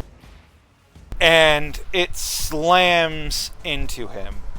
And the sound of iron hitting iron rings out, even as your weapon is slowed by this thick, viscous, oily ichor that's flowing over him now.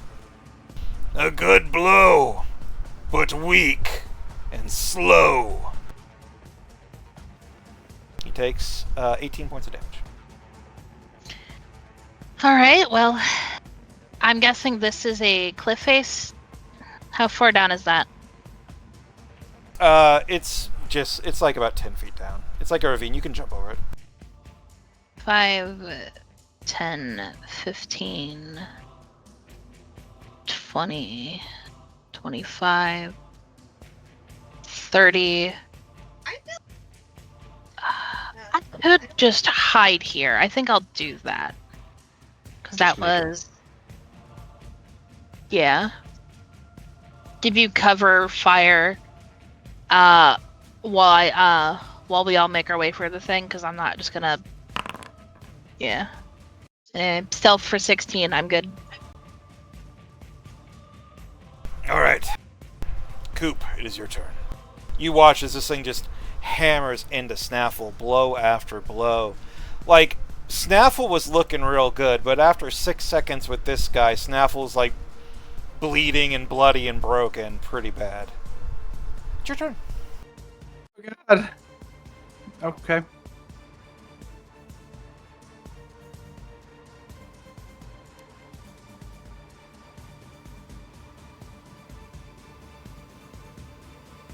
Yeah. Just go. I'm gonna get one tapped either way, so just go. I was like, I don't think I can heal you enough. Yeah.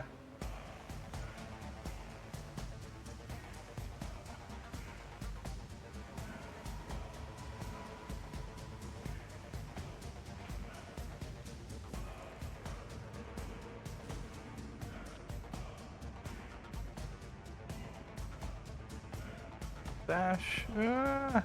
Get out of there, buddy. I'm first gonna do something.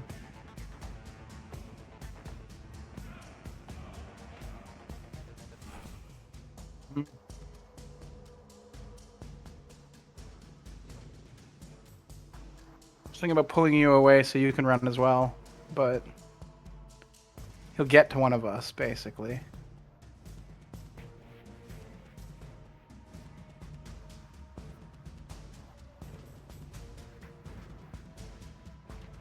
Yeah, so either way, I'm gonna be in melee range of him, so I trigger an opportunity attack if I run. And I He has can't reach? outspeed him. You think he has reach? Probably. I mean, he's 20 feet tall. If he's bigger than the other creature, then yeah. Yeah, gargantuan or whatever.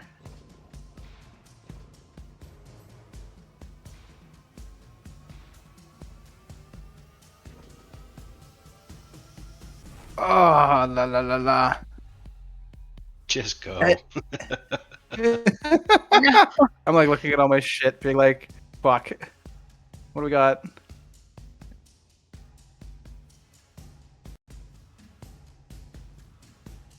I think.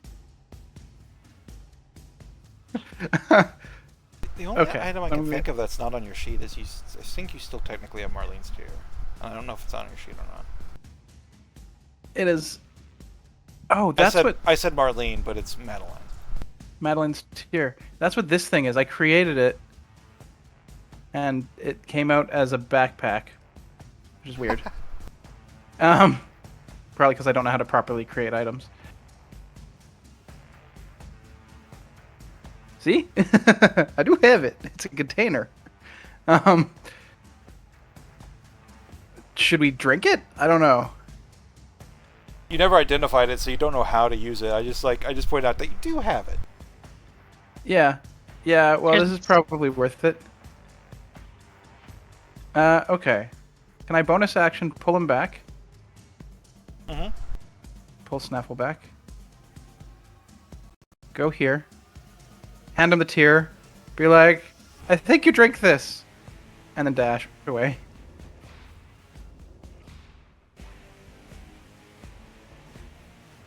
"55 feet is about here, I think.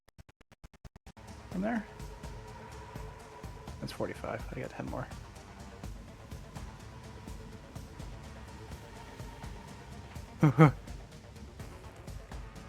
Okay. And that'll be turn. Alright, Gizmo. You're watching all your friends rush past this massive creature. Usually I would want to help, but I think they got this. As he will move, as he will booster move over here. From this position, I can help much more. Love it. Come, show me what your last act on this earth brings.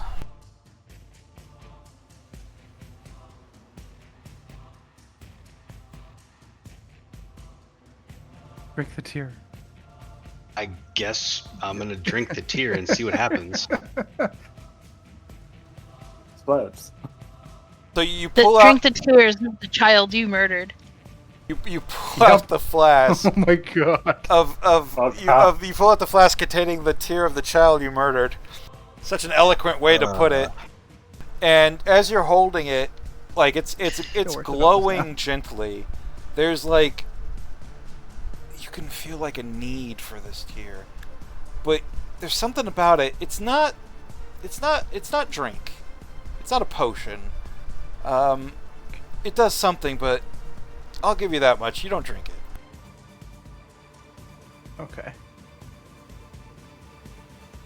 The downside of not identifying items sometimes. Completely forgot about it, yeah. The worst part is I think I have identify.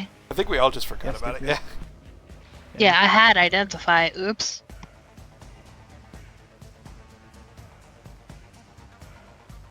All right, Snaffle. Alright. It's your turn. So I can't drink it. Eat it? Question mark? You like put it on your blade and attack with it? I don't know if there's no way to figure it out right away. I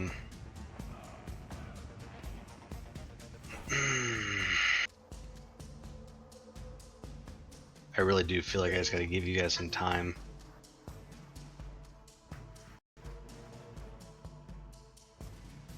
He's too large to grapple.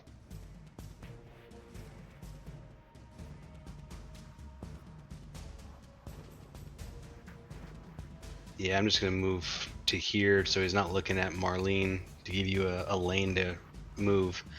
And I'm just gonna throw everything I can at him. Throw the tear at him. Throw the tear at him. I don't know Yeah. what to do with it, damn it. But exactly. Experiment. Yeah, until it gives him a buff. Throw the tear at yourself then. Break it. The splash potion Minecraft. What, Yeah. just pour it on myself and see what happens? It can't hurt.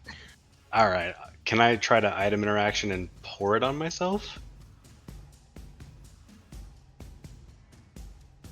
Sure.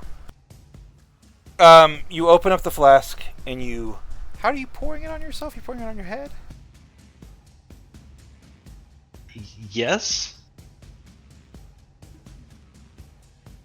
The tear falls onto your head, where it sits cool and relieving for a second, before very quickly running off and hitting the ground unless you make a dexterity check to catch it before it's wasted. Okay, dexterity check it is. My bad. Dexterity check or save? Save. Major I have sense. advantage on dex check, so 20. Yeah.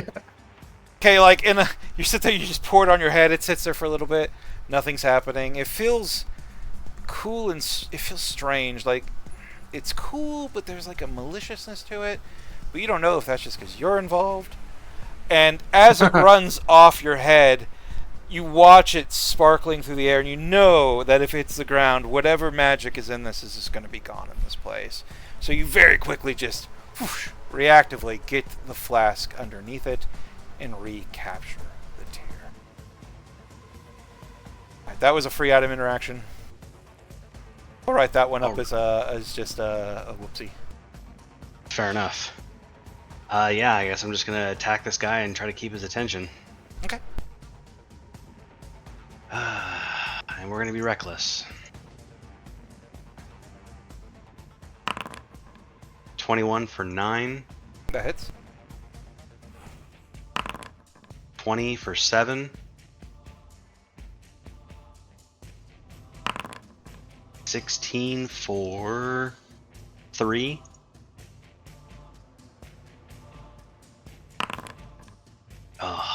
And 14 for 8. And let me roll my frenzy. 8 more damage. So the 16 didn't hit, but I accidentally subtracted the damage from it anyway, and I'm not going to add it back. What is that? 9. And then Frenzy's 8. So was that 17? Or is it 19? Let's see. So going back was 9, and 7 is 16. Plus 8 is 24.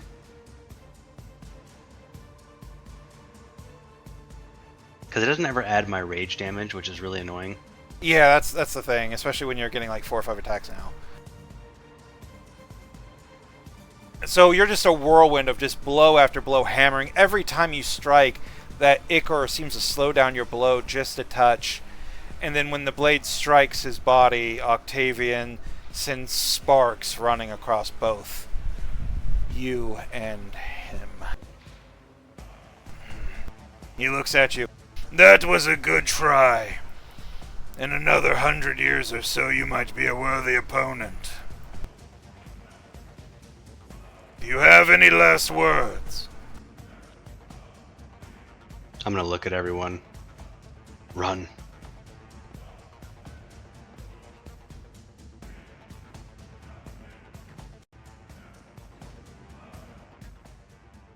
And would I be able to throw the tier to either Marlene or Coop? You used your free and item interaction to already try do it? Fair enough. Fair enough. Alright. I'm gonna go ahead and just click on.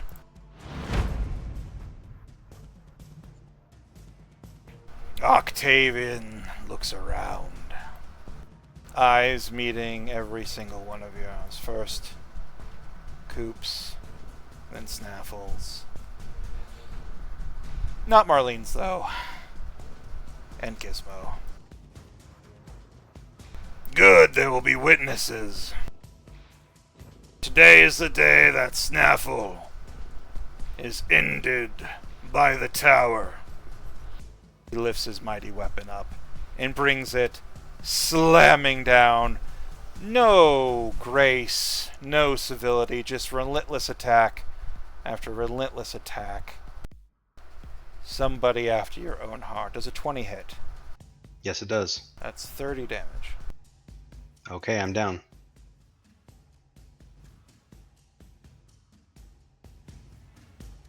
Octavian, the one hit knocking you down, he reaches down and picks up your now unconscious form, twisting up your eye stalks into one mass to lift you by.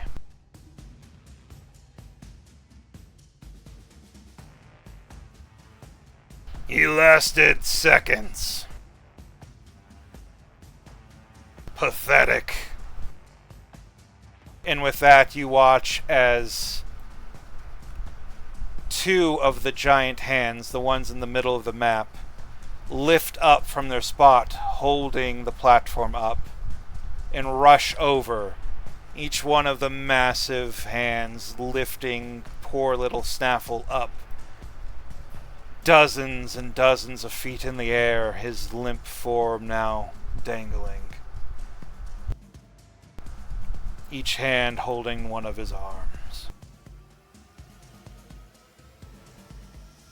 Does anybody else challenge Octavian this day? Marlene, it is your turn. Snaffle is now suspended in the air. We'll say about 80 feet in the air. Right there in the middle. Actually, right above Octavian. So I'm just going to put you on Octavian's token, but you're over him, bleeding onto him, actually.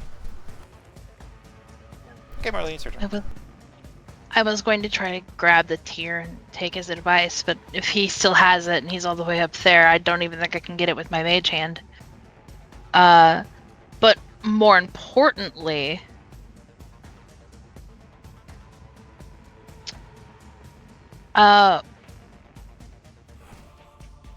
that's 10, 15, 20, 25.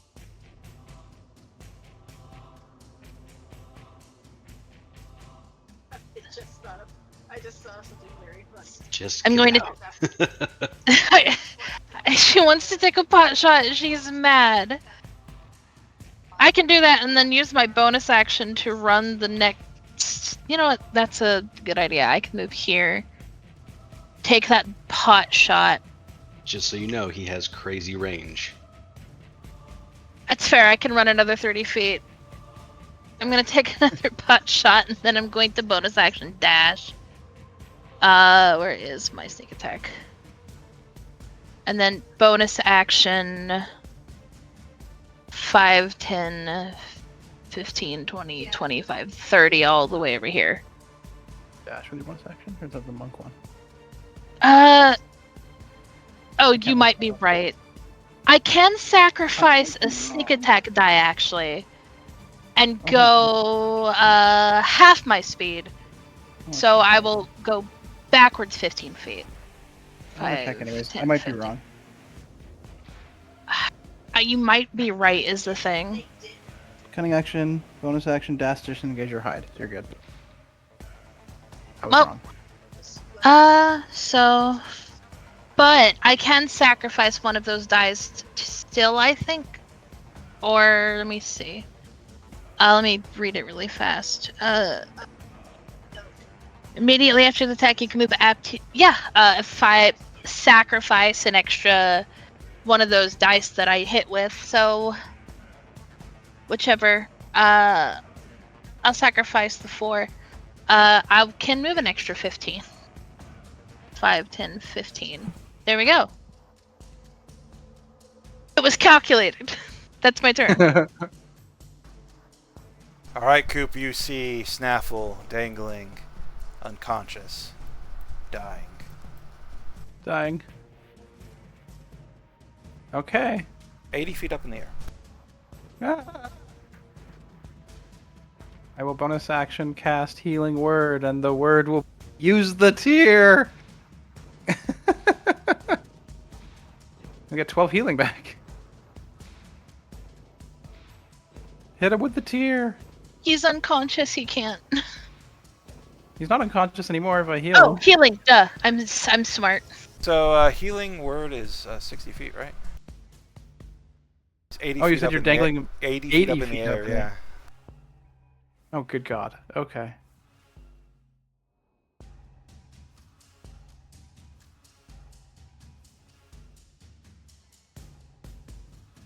Well, then never mind then. Take back that. He's just dying on the ground. Ah! Is he up 80 feet in the air? Yeah, there's two the tower? hands on the left and right of the map came up and picked up his Yep, unconscious yep. bottom, and they're holding him up in the air. They look like they're going to Okay. rip him in half. They probably are.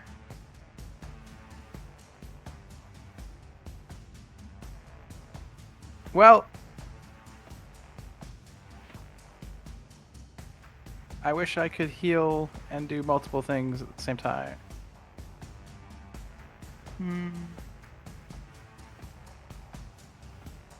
I wish I could cast 2 leveled spells on the same turn, but I can't do that either. It's all good. I will cast... Nope, the hands probably don't understand common. Maybe they understand celestial, though. You know, I'm gonna Understand take the sign risk. language. Do they understand? I don't have sign language, but I'm gonna try it. I'm gonna cast command on the hands in celestial, and just tell them to drop.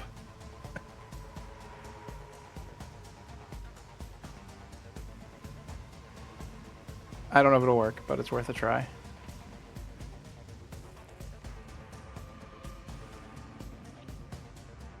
This, I'm just checking, make sure, like, if you're immune to charmed, you're not immune to this, right? If you're immune to charm, you are immune to it. Yeah, as far as I know, unless they've changed it. You speak one word, you succeed on a saving throw, I gotta double check, make sure this guy's not immune to charmed. or follow the command on its next turn. It might have changed. Anyway, they might have changed command because they've like I think restricted some- it but opened it. I don't think Command ever had that with the charm effect. At least from what I've been told. Yeah, I was about to say, it could just be misremembering. Or, like, 'cause sometimes I'll do addition bleed, I'll remember older editions. We're gonna say it works. So, you're gonna command, and you're gonna command drop. And you watch as these two hands holding your unconscious friend 80 feet up in the air just loosen. and immediately Snaffle falls, crashing into the shoulder of the living tower before falling limply to the ground at the creature's feet. And you would ruin my fun, the tower says.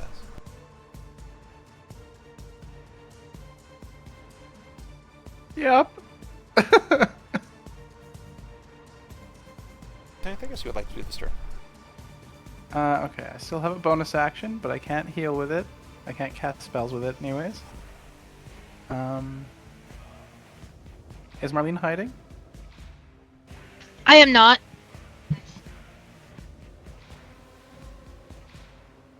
Okay, I'm gonna move over here. And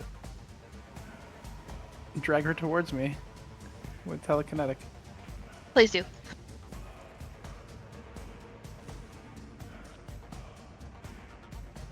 How many feet? 5. Oh, are these fingers in the way? At the chat, she did break down crying over the fact that Maybe it pulls you like around the fingers. I don't know. I can't move my token because it's not my turn, so. Oh, what did you just move towards you? Yeah. Just move 5 feet up. Like right there? There we go. Sure, if it wants to be that way. I was thinking closer to the. Oh, it's kind of closer to the mouth. Yeah, that's my turn. You are going to take a death failure for the fall, by the way, Snaffle. Kind of figured. Alright, Gizmo, it's your turn. You just watch a Snaffle fall, bleeding and broken on the floor now. It's conflicted. It's programming on wanting to help, but also it's programming deep in itself being like, I want to survive.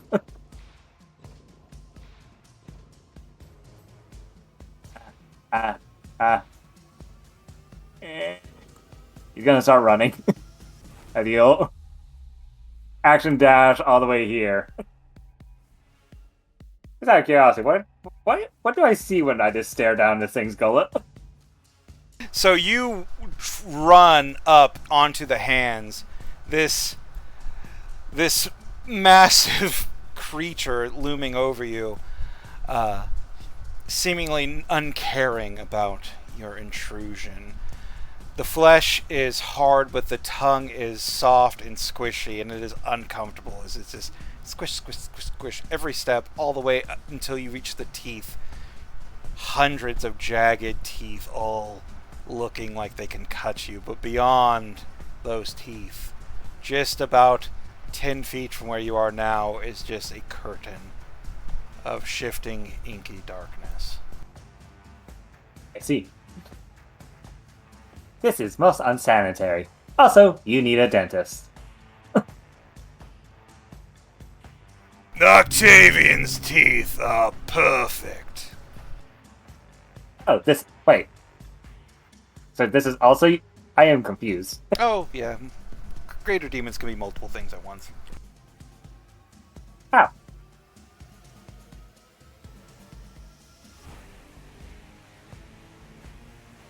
Alright, Snaffle. Can I get a death save, please? Alright, important question. Can I use inspiration on death saves before I roll anything? You can. Okay, good to know. I have that set to private.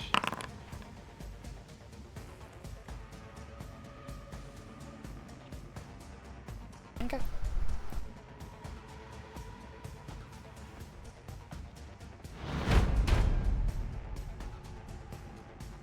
Your friend dies and you comment on my teeth.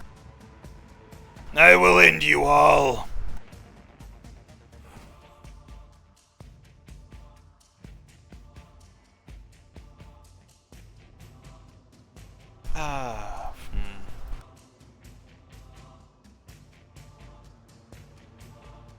So he's going to do his reckless charge. And the way this works is it's not a straight line. He can move up to basically like 60 feet and make an attack against anybody on the way. So he's going to move to Marlene and make an attack, and then he's going to move to Coop and make an attack. And Okay. So it's going to be a straight line charge here, and then I think you might have seen me measure it earlier, and then a straight line charge here. And that should be less than 60 feet. Yeah, I think that's like 45. Yep, 50 feet. Alright, let's hope he nat ones.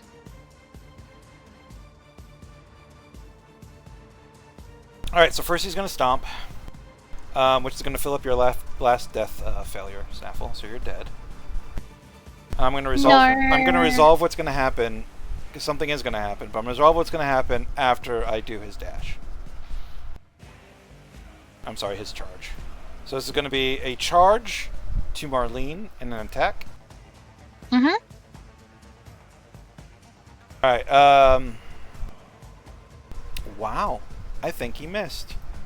I rolled a natural 2. I rolled a 14. Yeah, that misses. And then he like brings his weapon down, and you dodge out of the way, and it slams into one of his own fingers and cracks it. And he's just like, ah, and fucking pissed off. And then he bottles that rage and crashes into Coop. All right, this is the one we really want to miss, I think. All right, Coop. Yeah. Do you want a Echo warding the- flare? Oh, yes. All right. Let me roll with disadvantage.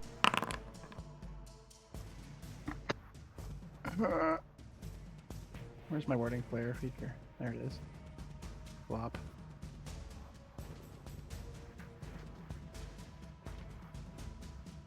Okay. So the living tower rolled a 21 and a 32. The 32 was a crit, but that was what I rolled with disadvantage. So I got a 21. Does a 21 hit? Yes. All right. So that's going to be 16 bludgeoning and 7 poison. Alright, I am down in that So case. 23 total. Yep. I am down in that case. Okay. Is this the best that you could bring to the living tower? Meanwhile, we're going to resolve Snaffle. Snaffle.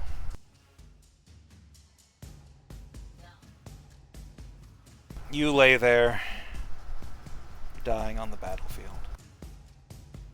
Your recent realizations delves into your own character and what you did recently in the dreaming, the life you've lived, all flashing before your eyes.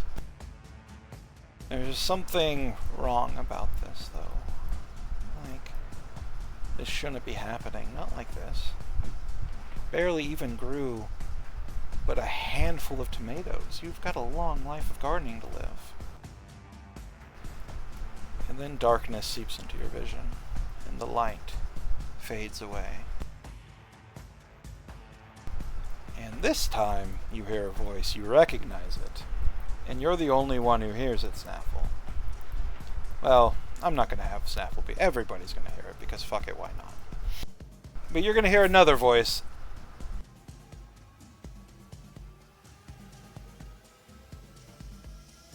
And you're just going to hear, no, this one is mine. And Marlene's tear is going to activate.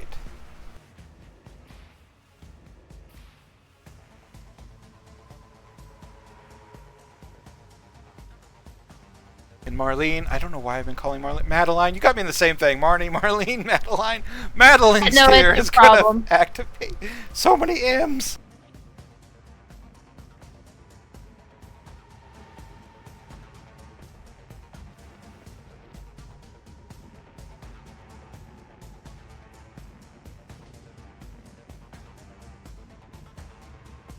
So you guys watch as a light dissipates and settles over the area. Marlene's tear shattering the vial.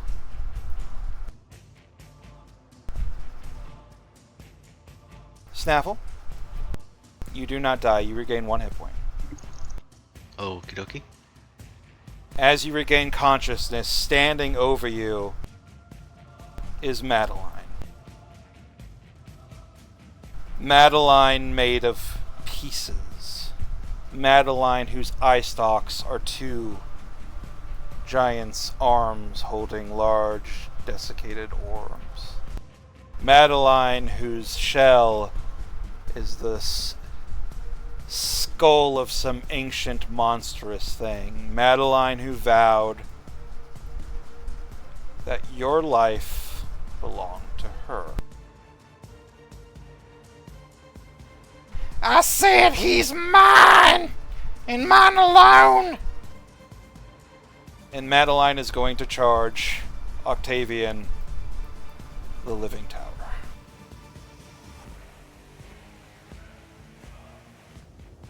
And Marlene, you watch as Madeline appears, looming over Snaffle, declaring that Snaffle is hers, and hers alone, and then charging. What are you doing in this moment? 5, 10, 15, 20, 25, 30. Do I have potions? Fuck it, I don't.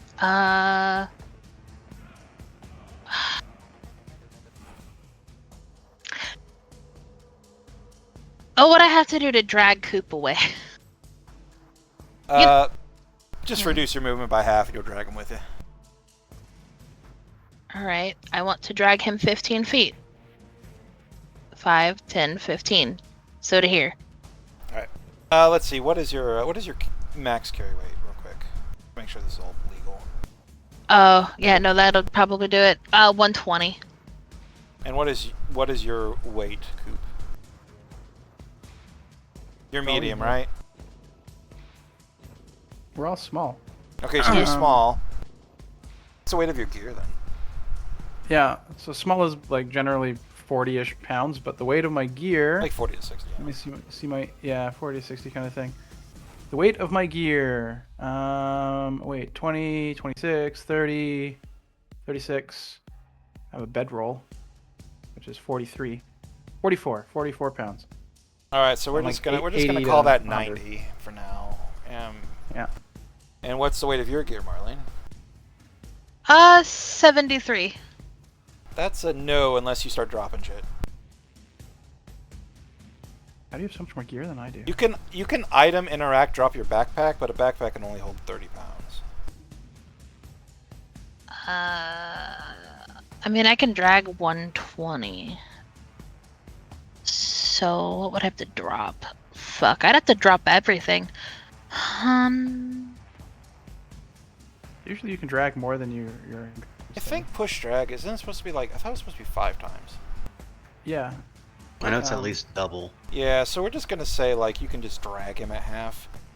I'm pretty sure you can legally do it. I just drag him up to here. Yeah. Yeah. Up to there. And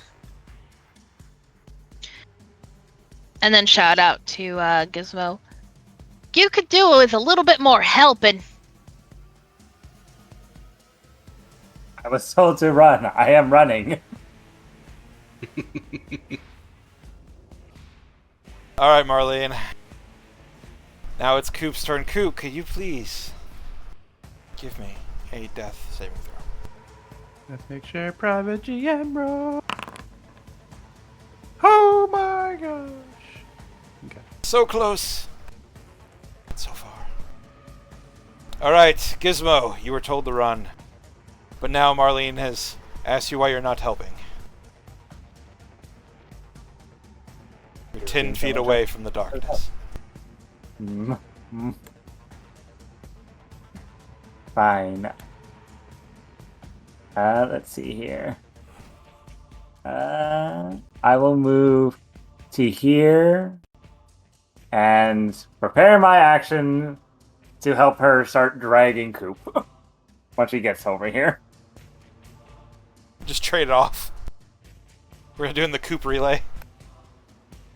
Basically. yep. Alright, so you're ready to go. Snaffle. You're prone. You're... Yeah, let me move this token so you can see yourself. Yeah, I can see. Alright, so you're prone. You're by the body of... Well, you're no longer by the body of Madeline. But you watch as Madeline, who wants to kill you, is now attacking the other person who wants to kill you. And it's very strange, because you have no idea where Madeline came from. Not gonna look a gift horse in the mouth. Snaffle is gonna stand up. So you said that would be half my movement, so 25, 30, 35, 40. And I'm going to dash 5, 10, 15, 20, 25, 30, 35, 40. Hopefully it doesn't provoke any opportunity attacks. And yeah. Thanks for keeping me alive, Madeline. Madeline turns one of her corpse eyes towards you. Oh, I'll be seeing you real soon, sweetheart. Sweet Counting on it. dreams.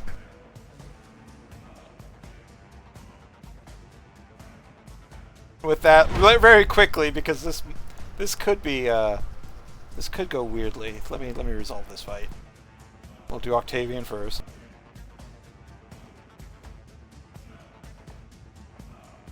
Well, Octavian doesn't one-shot her, which means...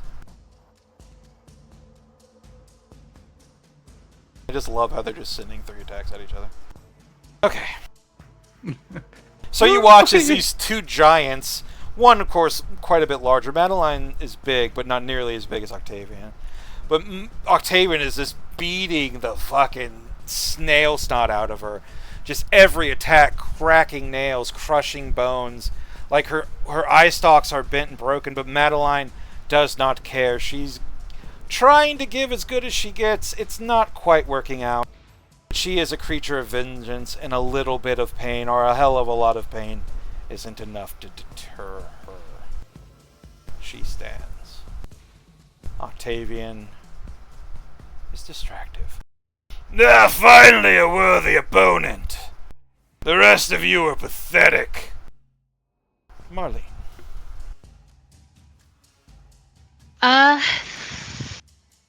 going to drag him 30 feet. 5, 10, 15, 20, 25, 30. Or at least as far as I can drag him. I'm dashing, basically. But dragging Coop. Dragging unconscious Coop behind you. Just scuttling, scurrying, doing the best you can, all the while Coop, unconscious, tongue hanging out to the side. Smelling of drugs and incense. Alright, is there anything else you can do, Matt? Marlene? That was movement and bonus action. I'm not trained in medicine, but can I do a medicine check to stabilize? If you haven't used your action, sure. 16? You are stable, Coop. Yay! Yeah. Alright, Coop. You're stable.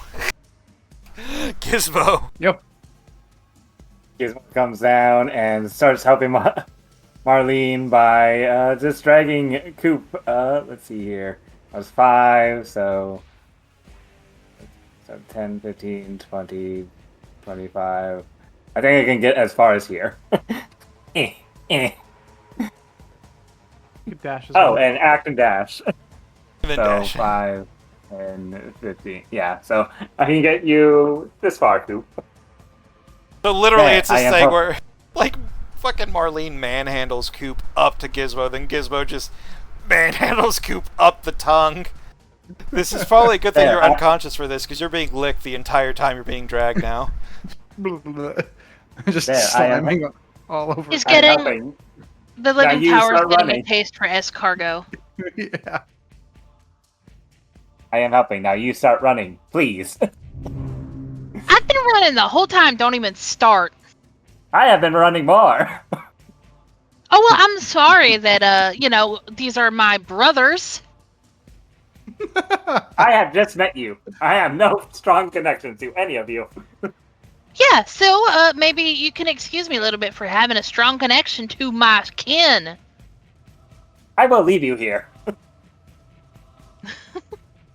So helpful. I am learning. I do not like people. Certain people. Looks over at Marlene. Oh, we're gonna. Why is it always me and Gizmo? Yeah, I know, right? GG. Except now it's GM.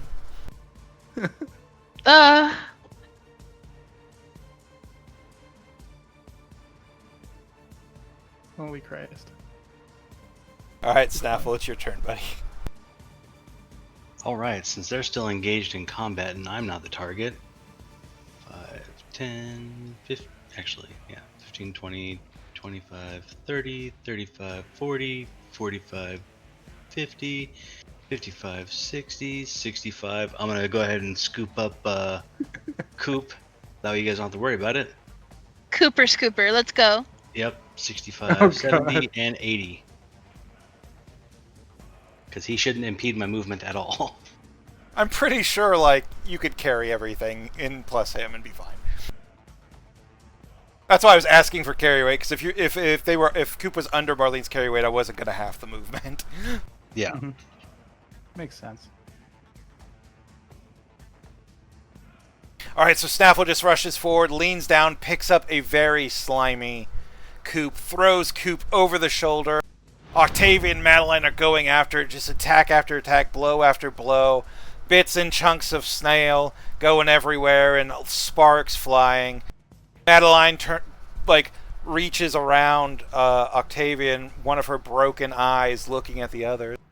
Oh, I don't got much left in me, but I'm always happy to help you. Him, though, I'm gonna kill. Points to Snaffle. Although you take care of yourself until then. Marlene, it's been such a pleasure catching up with you. You be safe now. I gotta kill this fucker. And just continues to attack him. Remember, Madeline Madeline just dislikes Snaffle. Which is completely understandable. Yeah. What did you do to this person? Jesus. Murdered her. Oh, this is the kid you pushed off a cliff. Understood. Yeah. Over a picture box. This is the horror that kid became. Marlene, it's your turn.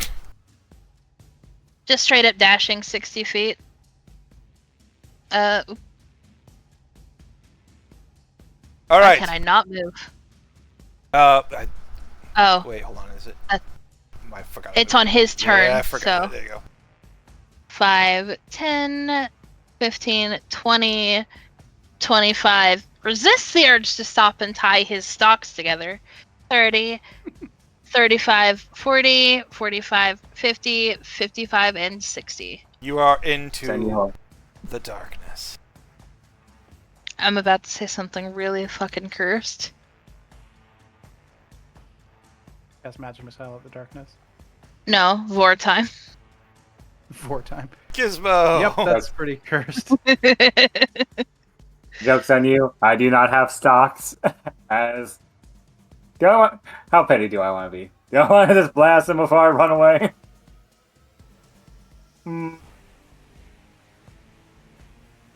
Marlene, do you think I should blast him? I mean, the only reason I did it was because it got me extra movement if I sacrificed a sneak attack die. Okay, so you don't want me to do it. Gotcha, so I'm going to do it. I never said that. I just said I had a reason for it. So, you know. Well, doesn't that 20 hit? It does. Nice. 31 That is- damage. Well, Holy is he immune to mag- fire damage? Guys, you are Very so close to making the first number of his health pool change. Oh, he's not immune to fire damage. I am surprised. 5, 10, This 15, bolt 20. washes over him and actually ignites some of the oil covering him, and now he's a flaming 21-foot demon living tower fighting the large undead snail. Now no fear. Starts running into the darkness. The attack causes Octavian to turn, and he grunts. Such a cheap blow for one who flees. I cannot teach you a lesson. But At least give my him teeth are my crazy. regards. Hold on, I gotta make sure the unconscious Coop is within range to punish for your misdeeds. No, Coop, you're just out of range. Fucking 5 feet out of range. Oh, oh my god.